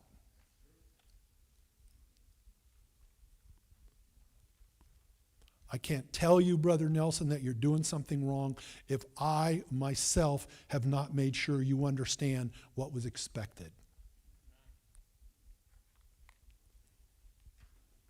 I want to share with you, I'm going to start telling you a story, and as we go through this module now, I'm going to use this story as a backdrop to the steps. But there was a young man in his mid-20s that was handed the keys and given the task to open a church in the morning. Sabbath school started at 9:15 at this church, and the door was supposed to be open by no later than 9 o'clock so that people could get in and have the classes ready, okay? The pastor gets a call that it's 9:15 and the doors aren't open. Pastor gets a call, it's 9:15 and the doors aren't open. Pastor runs over there, gets in the car because pastor's on his way, but shows up, opens up the doors. 5-6 minutes later, this young man shows up. Okay? So the elder comes over and, Pastor, you got to do something. He wasn't there. Okay, well, let's see what happens next week. Let's give him the benefit of the doubt and let's see what happens next week. Guess what happens next week? Same thing, okay? Pastor goes to the young man and has a conversation with him. So, tell me what's going on. Well, the head elder, let me back up and give you some back information first. When they decided that they needed to put someone in that position, pastor handed the keys to the head elder, and said, can you please find someone that's going to open the door? Pastor has removed himself one step, given it to the elder. Not that that was wrong. The elder now goes to the young man and says, you've been asking, here's something, if you'd like to do this, here's the keys, you open the front door. If you can be there around 9 o'clock to open up, you're good. Did you catch what I just said? Around 9 o'clock. Soon come? What does around 9 o'clock mean? Yeah. Somewhere around 9. You cannot confront what you haven't taught. Now, as we go through this, we don't confront secondhand on secondhand knowledge. I'm going to share a story or two with you that are true personal mistakes that I made in my many mistakes that I made as a pastor, okay?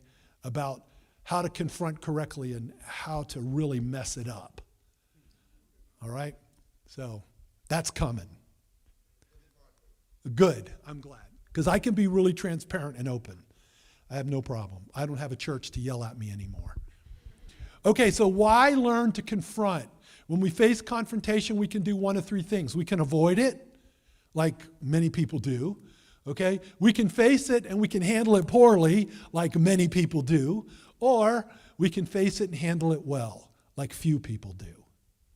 And that's what I'd like to see for you. Right, brother? That we learn how to handle it well. So confrontation is a skill. What does it mean if it's a skill? You can learn it, even if you're terrible at it, even if you hate it. That's would be like me in tennis. I hate tennis. Does it mean I couldn't get out there and learn it? Yeah. Closest thing I'll get to tennis is ping pong. Okay? It's like tennis, but you don't run as much. All right, confrontation is a skill. That means when learned and practiced appropriately, confrontation can become as natural and easy as any other skill-based activity. Now, you notice I said practiced appropriately. You ever heard the statement, practice makes, and that is so totally wrong. Practice does not make perfect. Practice makes permanent, thank you. And if you do it wrong, you're going to do it wrong really well. Perfect practice makes perfect. Right? That's why people have like sports coaches, right? To learn how to swing the bat, the stick, not the little bird, not the little mammal. If you were here earlier, you get that. Confrontation done correctly is a growth and accountability tool that heals and benefits relationships. Amen? You agree with that? Of course. The most important rule of confrontation, now here we go. Never, never, ever, under any circumstance, never, ever, ever confront when you are angry. Never, never. Here's one of those personal stories. I'm in between services, and I can tell you, this is when I was at Plantation. So we have like 1,000 people attending between two services, and in between first and second service, we had Sabbath school, and there was many times I would go into my office and have a snack or, just like take my shoes off and relax a little bit before the next service started. And all of a sudden, head elder knocks on the door. Pastor, you need to come out. You won't believe what's happening. Oh, Lord have mercy, what's happening? I put my shoes on, I go out. Now, imagine like your foyer out there, okay? And we had a greeters like table, and there's literature and stuff like that. And there's people coming in for the second service, coming in for Sabbath school. Standing at the door in front of the table is a mom and her 5 or 6-year-old daughter. The daughter is holding a clipboard, okay? And the mom is saying, would you like to sign our petition to change the music back to traditional? Now, you have to understand Plantation had been doing contemporary music for 20 years. I mean, like, that ship had sailed a long time ago. Many pastors before me, that was gone. Now, here's the thing. Is it wrong that she has a feeling that she'd like to have more traditional music? No, not at all. There's nothing wrong with that. Was it wrong that she was standing at the door with her daughter with a clipboard asking people as they come through the door to sign a petition? Like about 500 levels, it was wrong. Well, I come out, and they're standing up there, and I'd like stop for a second just to hear what's going on. And I'm like, you've got to be kidding me. This is what I'm thinking. And I walk up to them, to the mom and the daughter, and I go, what are you doing? Just like that. What are you doing? You cannot be doing this now. This is so wrong. I need you to move. Now, was that wrong? Was that right? I'm going to tell you, like on about a bazillion levels, everything I did was wrong. Because yes, I was angry. Are you kidding me that you're standing, here's like people that have never been to our church before, and you're like, and with a little child no less, having people sign a petition. That's like manipulative on the highest level. Now here's the real issue. I was very good friends with this family, with the husband. We used to hang out all the time. And here I have belittled the wife in front of her daughter and moved them. That afternoon I got a call from my friend, her husband. Man, did you mess up? It's like my daughters, he had 4 daughters. They don't ever want to come back to the church again. They think that you were so mean and rude to their mom, forget about my wife ever talking to you again because she is so angry. So what did I do besides being angry? What did I do that was the most critically wrong part of that whole episode?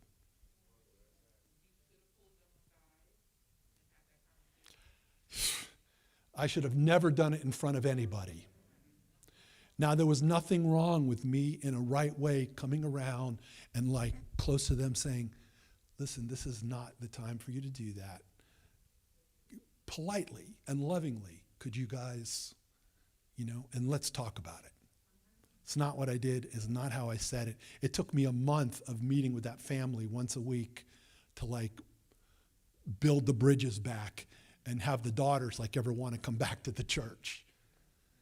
Okay? Never, ever, under any circumstances, confront when you are angry or emotional. Parents, if you have children, the worst thing you can ever do is discipline your children when you're angry. And we do it all the time. Well, we better learn how to help it. Okay? Because I'm telling you what message we're sending our children, that they did something wrong, but that we're angry with them. That's like the little child that we're all out in front and the little child's like walking and getting closer and closer to the street, and all of a sudden the dad comes running over and grabs the child and whacks the child on the butt and pulls him away because the dad is just totally freaked out that the little kid almost walked in the street, and don't you go in the street or anything. And the little kid is thinking, what did I do? I was like looking at the birds, I was like loving life, and next thing I know, I'm getting whacked.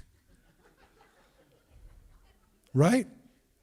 Do not confront what you haven't taught. You take the child to the side, you come back.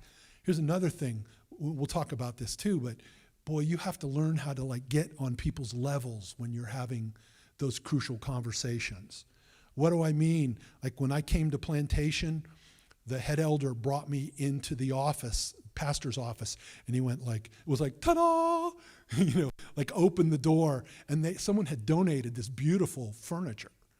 There was like this big, beautiful desk and this leather seat and these bookshelves, and here's the pastor's office, ta-da, kind of thing, right? And I turned to him and I said, I want you to take it all out of here. And he looked at me like I lost my mind. And I said, I want a round table and I want 8 chairs. I don't sit behind a desk to talk to people. Why is that? Well, if I sit behind the desk, let me tell you, I'm assuming the role of power.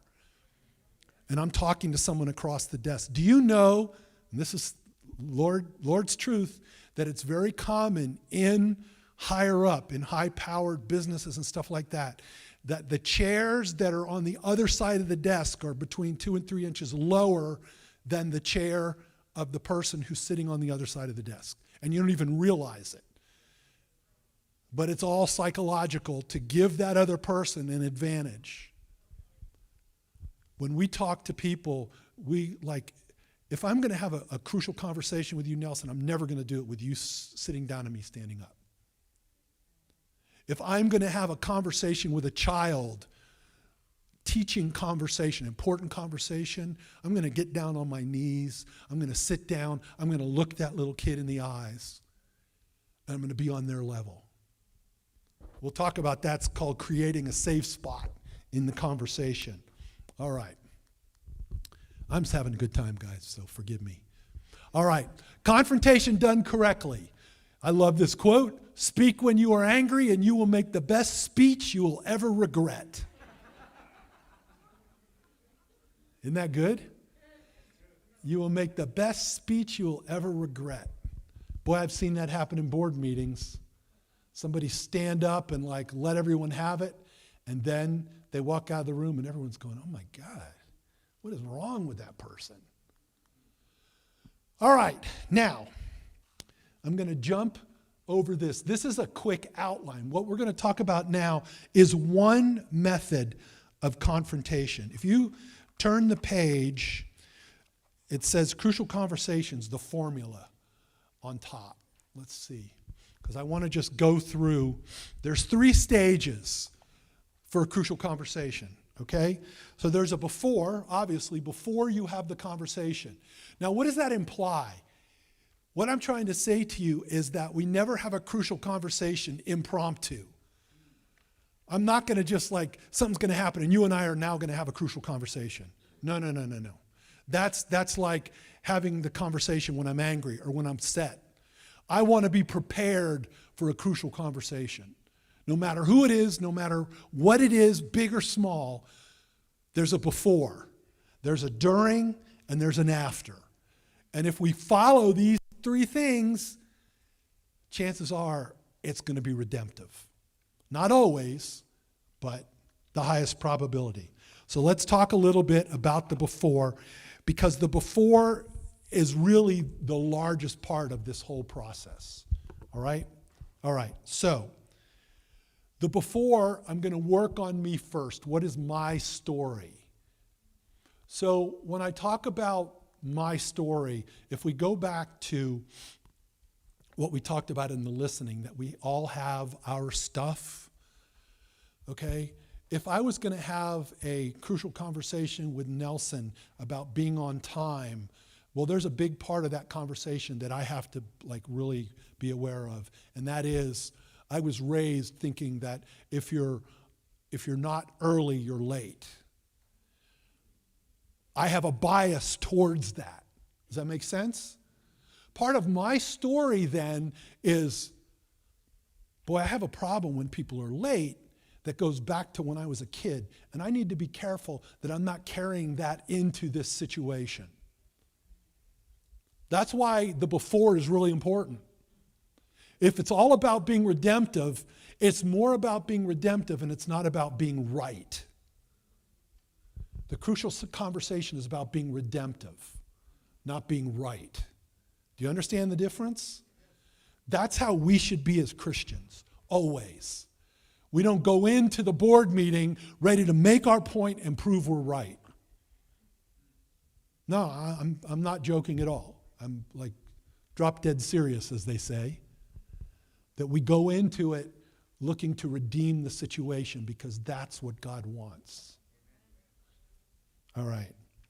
So, I'm going to prepare for the confrontation. What am I going to do? Well, what's the first thing we should do? Pray. Pray about the issue. Now, do you notice it is singular? Not issues. Issue. We can never have a crucial conversation about multiple things because it will fail every time. If we hit someone with several different problems all at once, forget it. Nobody can handle that. It's going to turn into an argument. The whole thing is lost. We don't shoot a shotgun. We shoot one shot, so to speak. Okay? Pray about the issue that you need to confront. If we go back to the story about the young man and his showing up late kind of thing, what's the issue that we have to confront? Is it about his time management? Is it about how it affects the other people if he's not there on time, that people are there trying to get ready? That's what we have to pray about. What's the importance of this conversation? Why is it important? Pray about it. If we're going to take the time to do that, that means we can't just like in the spur of the moment blurt it out at somebody. Right? That's what confrontation, and that's what people don't like about it, is that it's like it's in the moment, it's explosive. Crucial conversations, you're going to take a few minutes and you're going to go in your office, you're going to go sit down, like you and your wife are about to like start banging heads against each other, and you're going to like, oh, let's take a break here. Let's both go pray about this just for a minute, and like let's do this the right way. All right? Choose what, why, and if. Okay? What is it that I'm going to talk about? What do I need to talk about in that crucial conversation? Why do I need to talk about it? Does it really matter, or is it something that just like so-called pet peeve that I have that I'm bringing to you? Does it really matter? And if I do, what's going to happen? Because in every crucial conversation, you have to always count the cost. Some people say, is that a hill you want to die on? Right? Is it worth, really, is it really worth, or do we need to have the conversation? And you have to think, have I taught this? Can I confront it? Have we talked about this before? I don't need to have a confrontation if you and I haven't talked about it and something went wrong. We just need to have a conversation about what's right. That's not a confrontation. That's not even a crucial conversation. Crucial conversation is we both, remember, in the beginning, we both have like skin in the game. We think it's very important. There's emotion to it.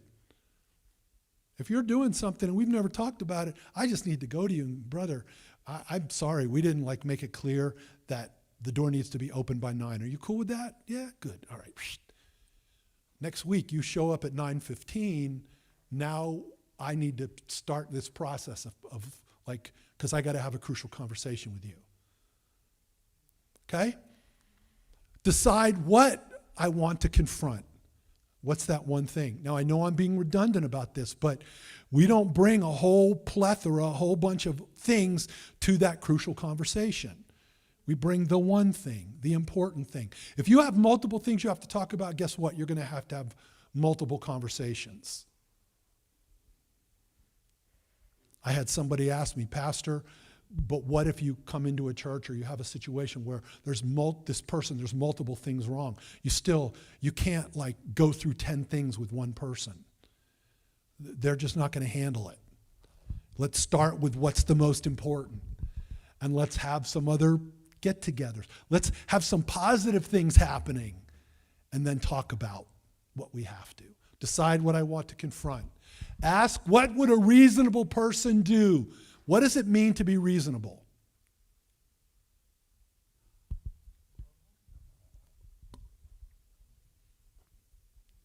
Nobody, huh?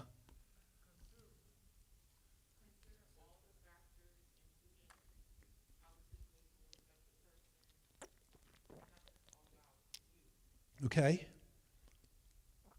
That's close.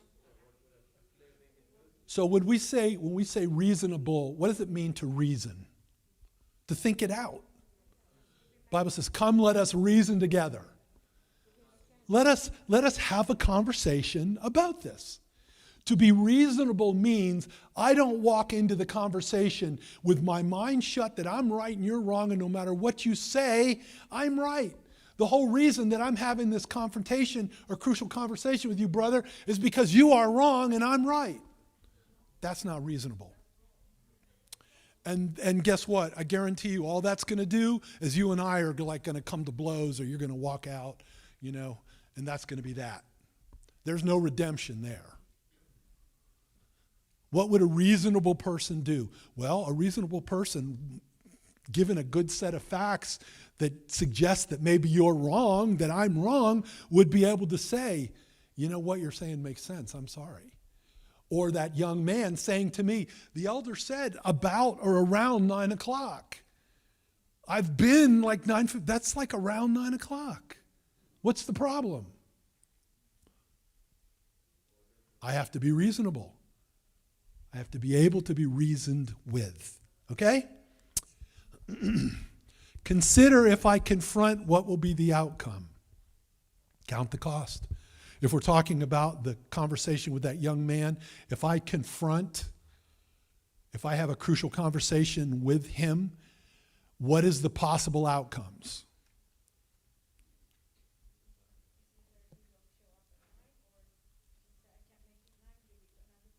Well, there you go. The outcomes are simply this. We can come to an agreement, okay, that he can make it on time, or we need to find, or he just like drops the keys on my desk and says, see ya. I can't tell you how many times I have conversations with young pastors that have problems with someone, and they're afraid to have the confrontation because if they do, this person might leave. And if they do, who's going to run the PowerPoint? Who's going to do the sound? Who's going to play the piano? Or whatever it is. Well, that's part of counting the cost. I'd rather take the hit, try and redeem the situation, have the conversation. If it ends up that they drop the keys and walk out, okay, maybe I got to learn how to play the piano real quick. Maybe I go order some tracks and we play tracks while we find a new pianist. I don't know. But you have to count the cost. Now, when we're talking about before and all these things, and I want you to think about this isn't something that takes you a week and a half to do. I mean, really, this is something that in a matter of minutes, half an hour at most, you're praying about it. What's the most important thing? Okay, what is it? Why am I doing this? Why? Have I taught this? Okay, it's pretty quick. To confront the right issue, first take time to unbundle the problem.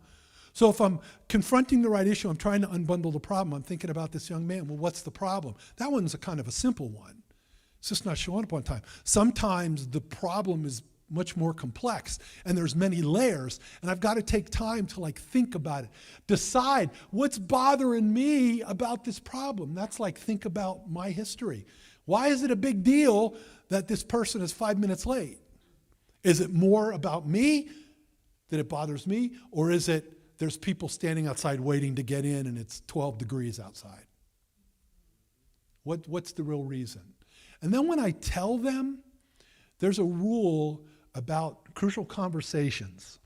It's not here, but it's in the books that I've given you, and all the books talk about it. When you first have that opening conversation with someone, and I'm going to describe to you, I should not take more than 1 minute, 60 seconds to lay out to you what's the issue. What are we talking about? If I spend more time than that, you're already in your head and you're gone. Do you follow what I'm saying? That's why we prepare.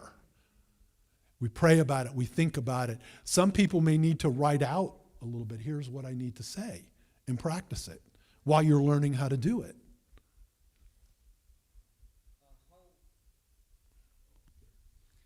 How are we going to?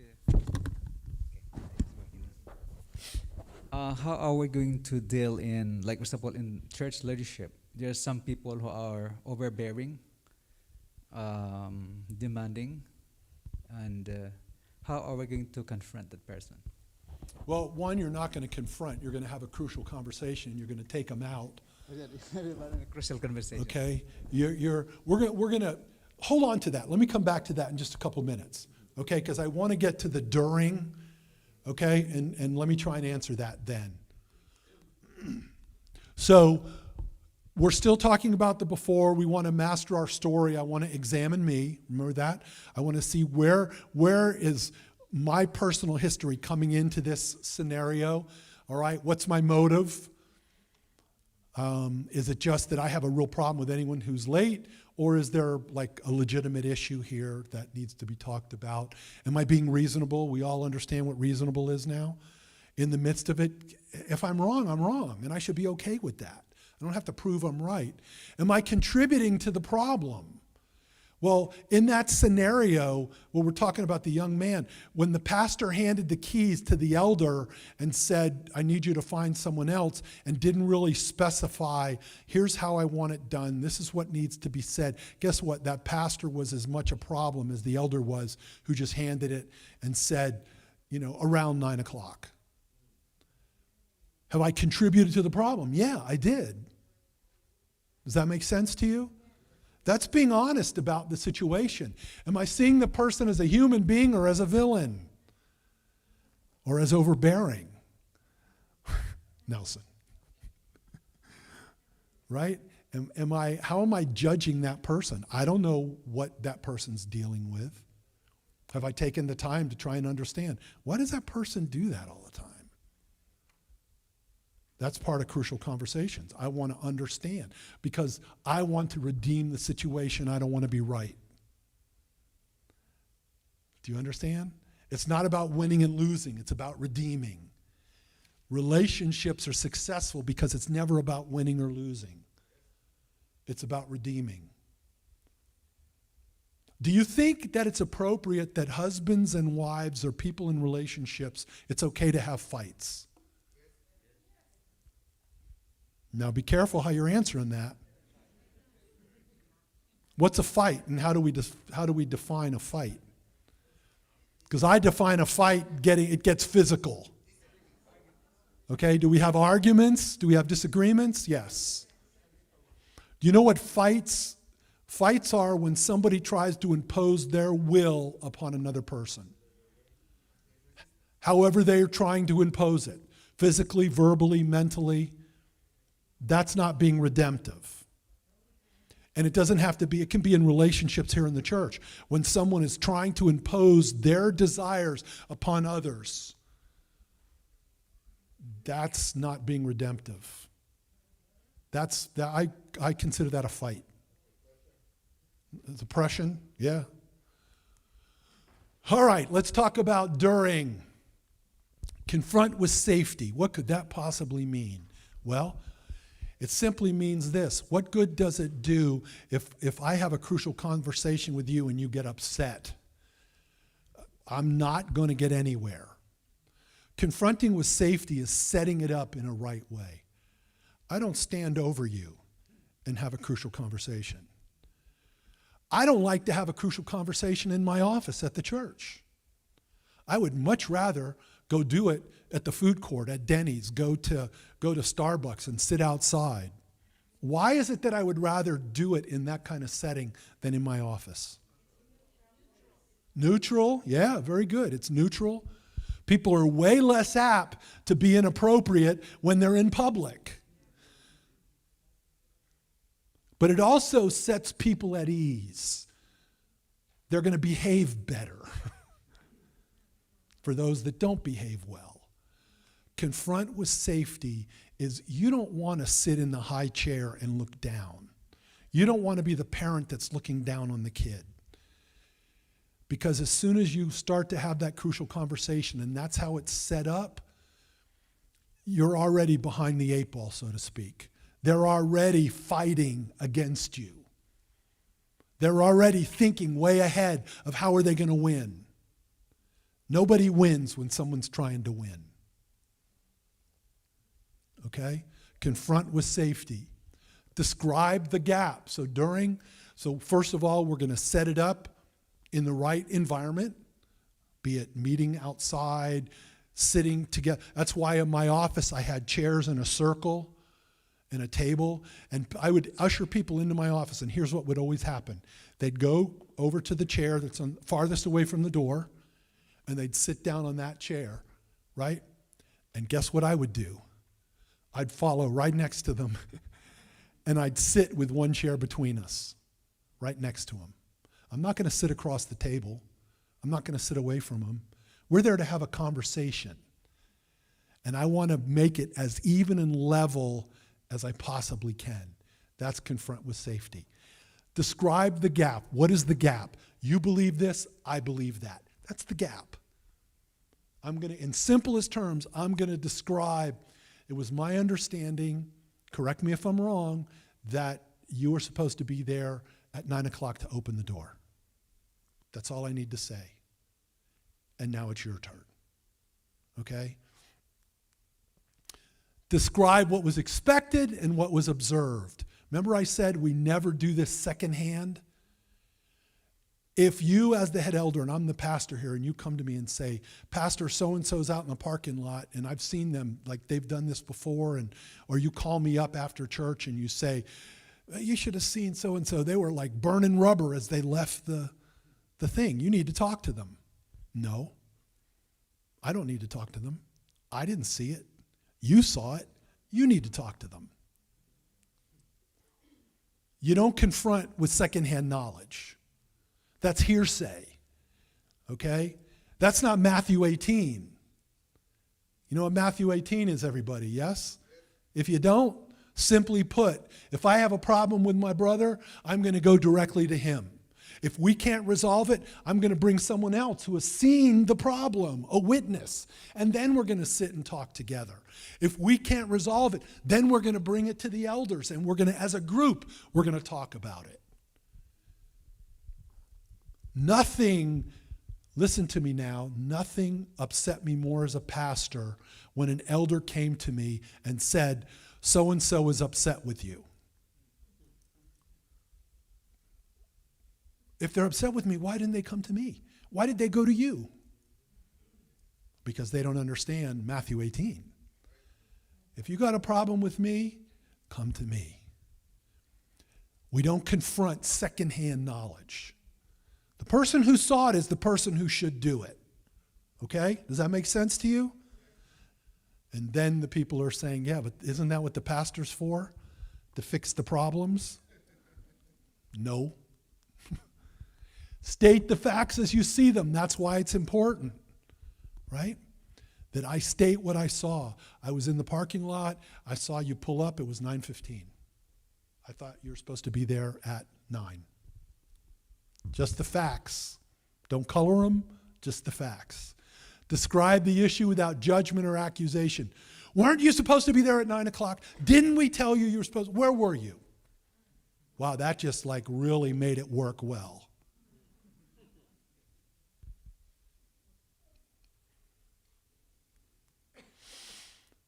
All right, so we're going to diagnose the problem.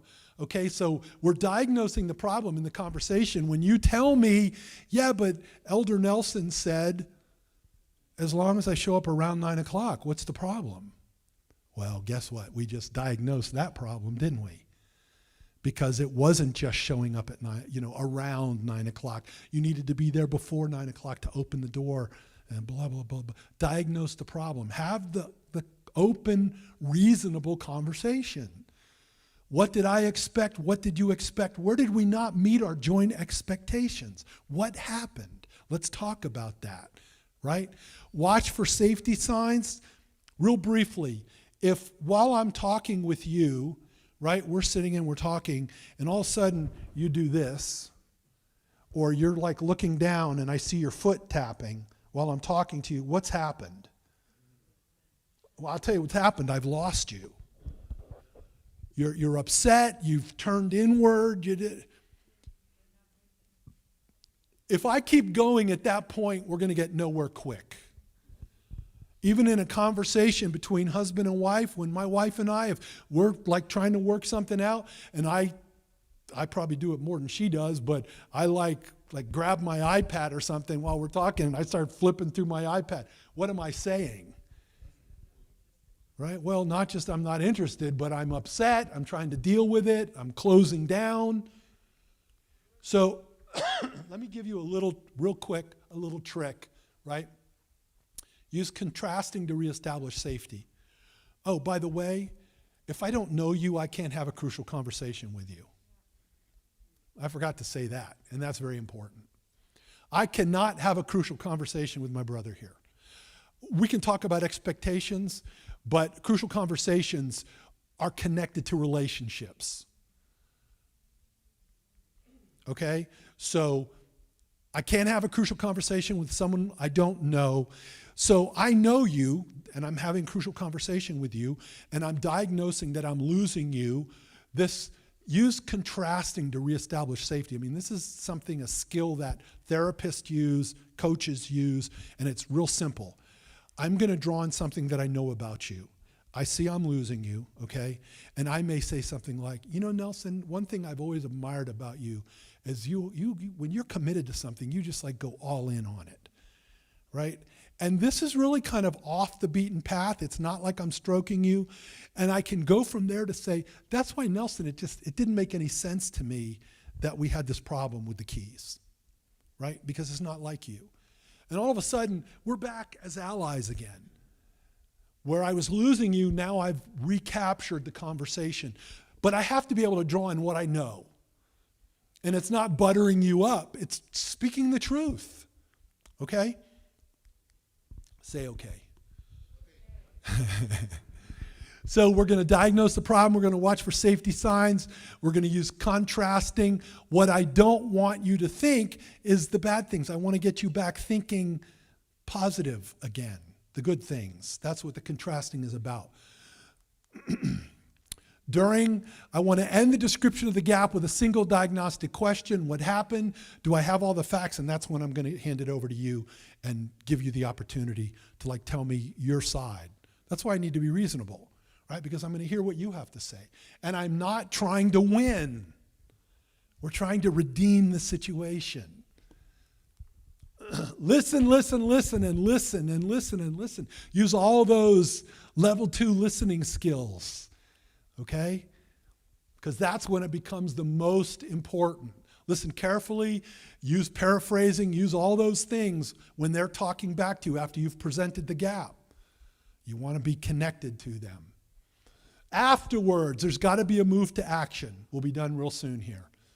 Move to action. What does that mean? Agree on a plan of action that will resolve or solve the problem, determines accountability requirements of the plan. The biggest problem in confrontation, once we've done it, is we've left it alone and walked away and thought it was all done, only for it to rear its ugly head again next week or 2 weeks later. We have to agree. So in the situation like with the keys and stuff, I'm going to say to that young man, okay, got it. It wasn't communicated well, but what are we going to do moving forward? Is this really something that will work for you to do this? Should we maybe find a different position? No, I'm really good, okay?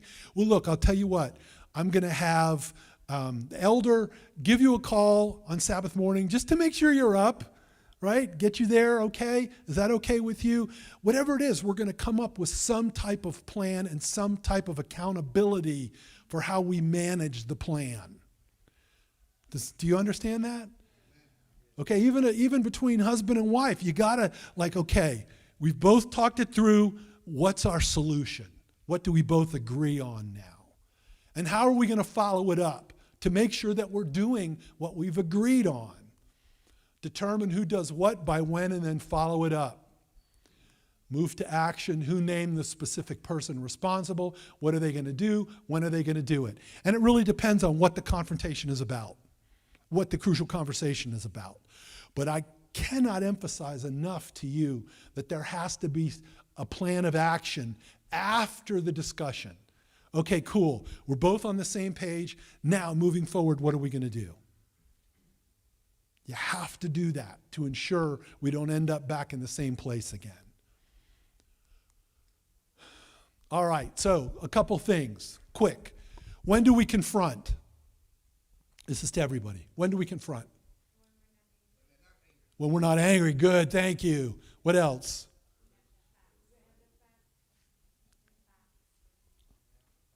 Speak up, speak up. When we prayed about it, when we have the facts. Yeah, when we know the person well, when there's relationship. Yeah, how about when we need to? Okay? We have the crucial conversations. We arrange them when we need to. And it may not always be comfortable, but when we follow these steps, like I started off saying, I can't guarantee you that if you do that, it's always going to work. Because sometimes people just want to play the fool, and no matter what you do, it's going to turn out bad. But that's okay. If 1 out of 10, I'll take that anytime. And I'm going to do what Jesus wants me to do, and that's redeem the situation. When do we confront? Okay. Plan the confrontation, find a safe place. Plan it, find a safe place. That means we don't confront in anger. We don't confront in the moment. When someone, now here's a typical question. Someone comes in and they're doing something wrong. What do? You correct or stop the behavior and schedule the conversation about the behavior later. You don't confront about the behavior in front of the church or out in the foyer. You stop the behavior and you take them aside and say, hey, look, let's talk after service, or how about we get together and let me take you to lunch or something and let's have a conversation, okay? That's how we plan, because we control the situation. Ask permission. Wow, who'd have thought that? I can tell you, I had a situation where I scheduled a crucial conversation with a member of my church. We met at a Starbucks outside.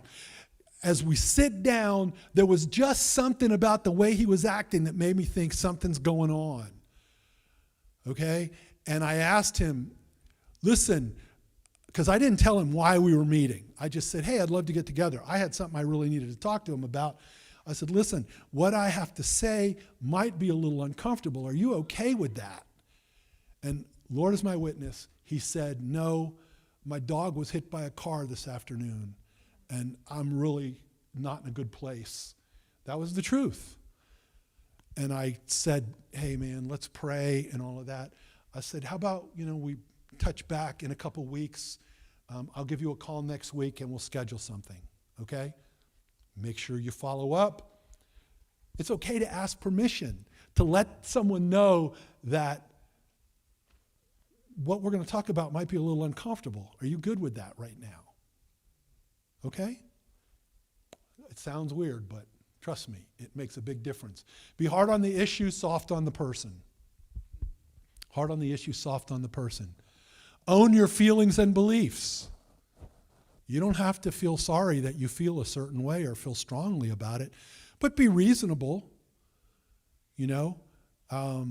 Don't let your feelings control the narrative, but don't be afraid to say that, listen, I need to let you know that what you did really hurt me. Because maybe that's the type of crucial conversation you need to have, to let a friend know that they flippantly said something that really hurt your feelings. You don't want to just let that slide, because you will lose that relationship. And it's about redeeming the relationship. So I'd much rather have the conversation and let them know, hey, maybe you didn't mean anything by it, but I've got to tell you, what you said, that hurt. Okay? Own your feelings. Be honest about your own preferences. Be prepared to listen. Accept confrontation as a normal part of life. Accept crucial conversations as a normal part of life. Be willing to be confronted as well as to confront.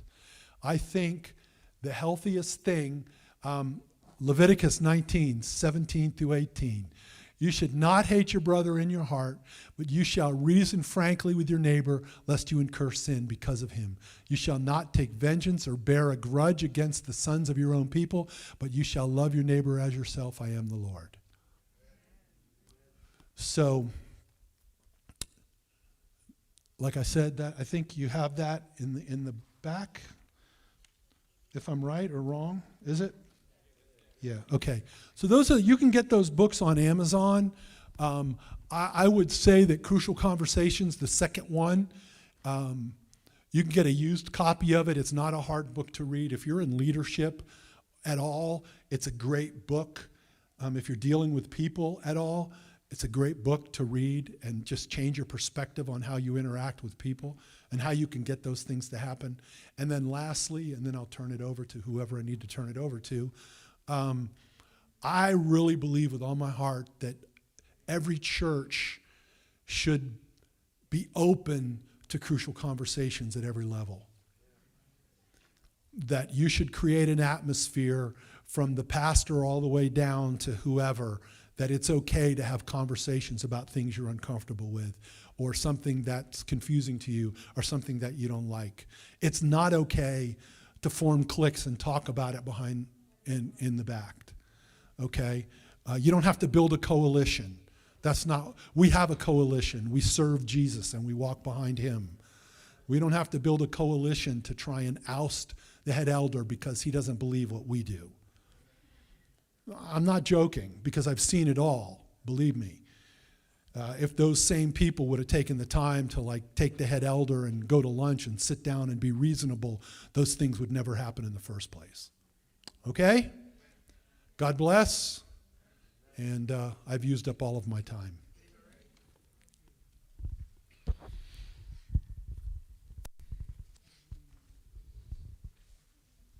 Thank you, Pastor Alex. I don't know how to pronounce your last name. Schussler. Yeah. Thank you for your time, and I hope everyone is ready for what confrontation? Crucial confrontation. Crucial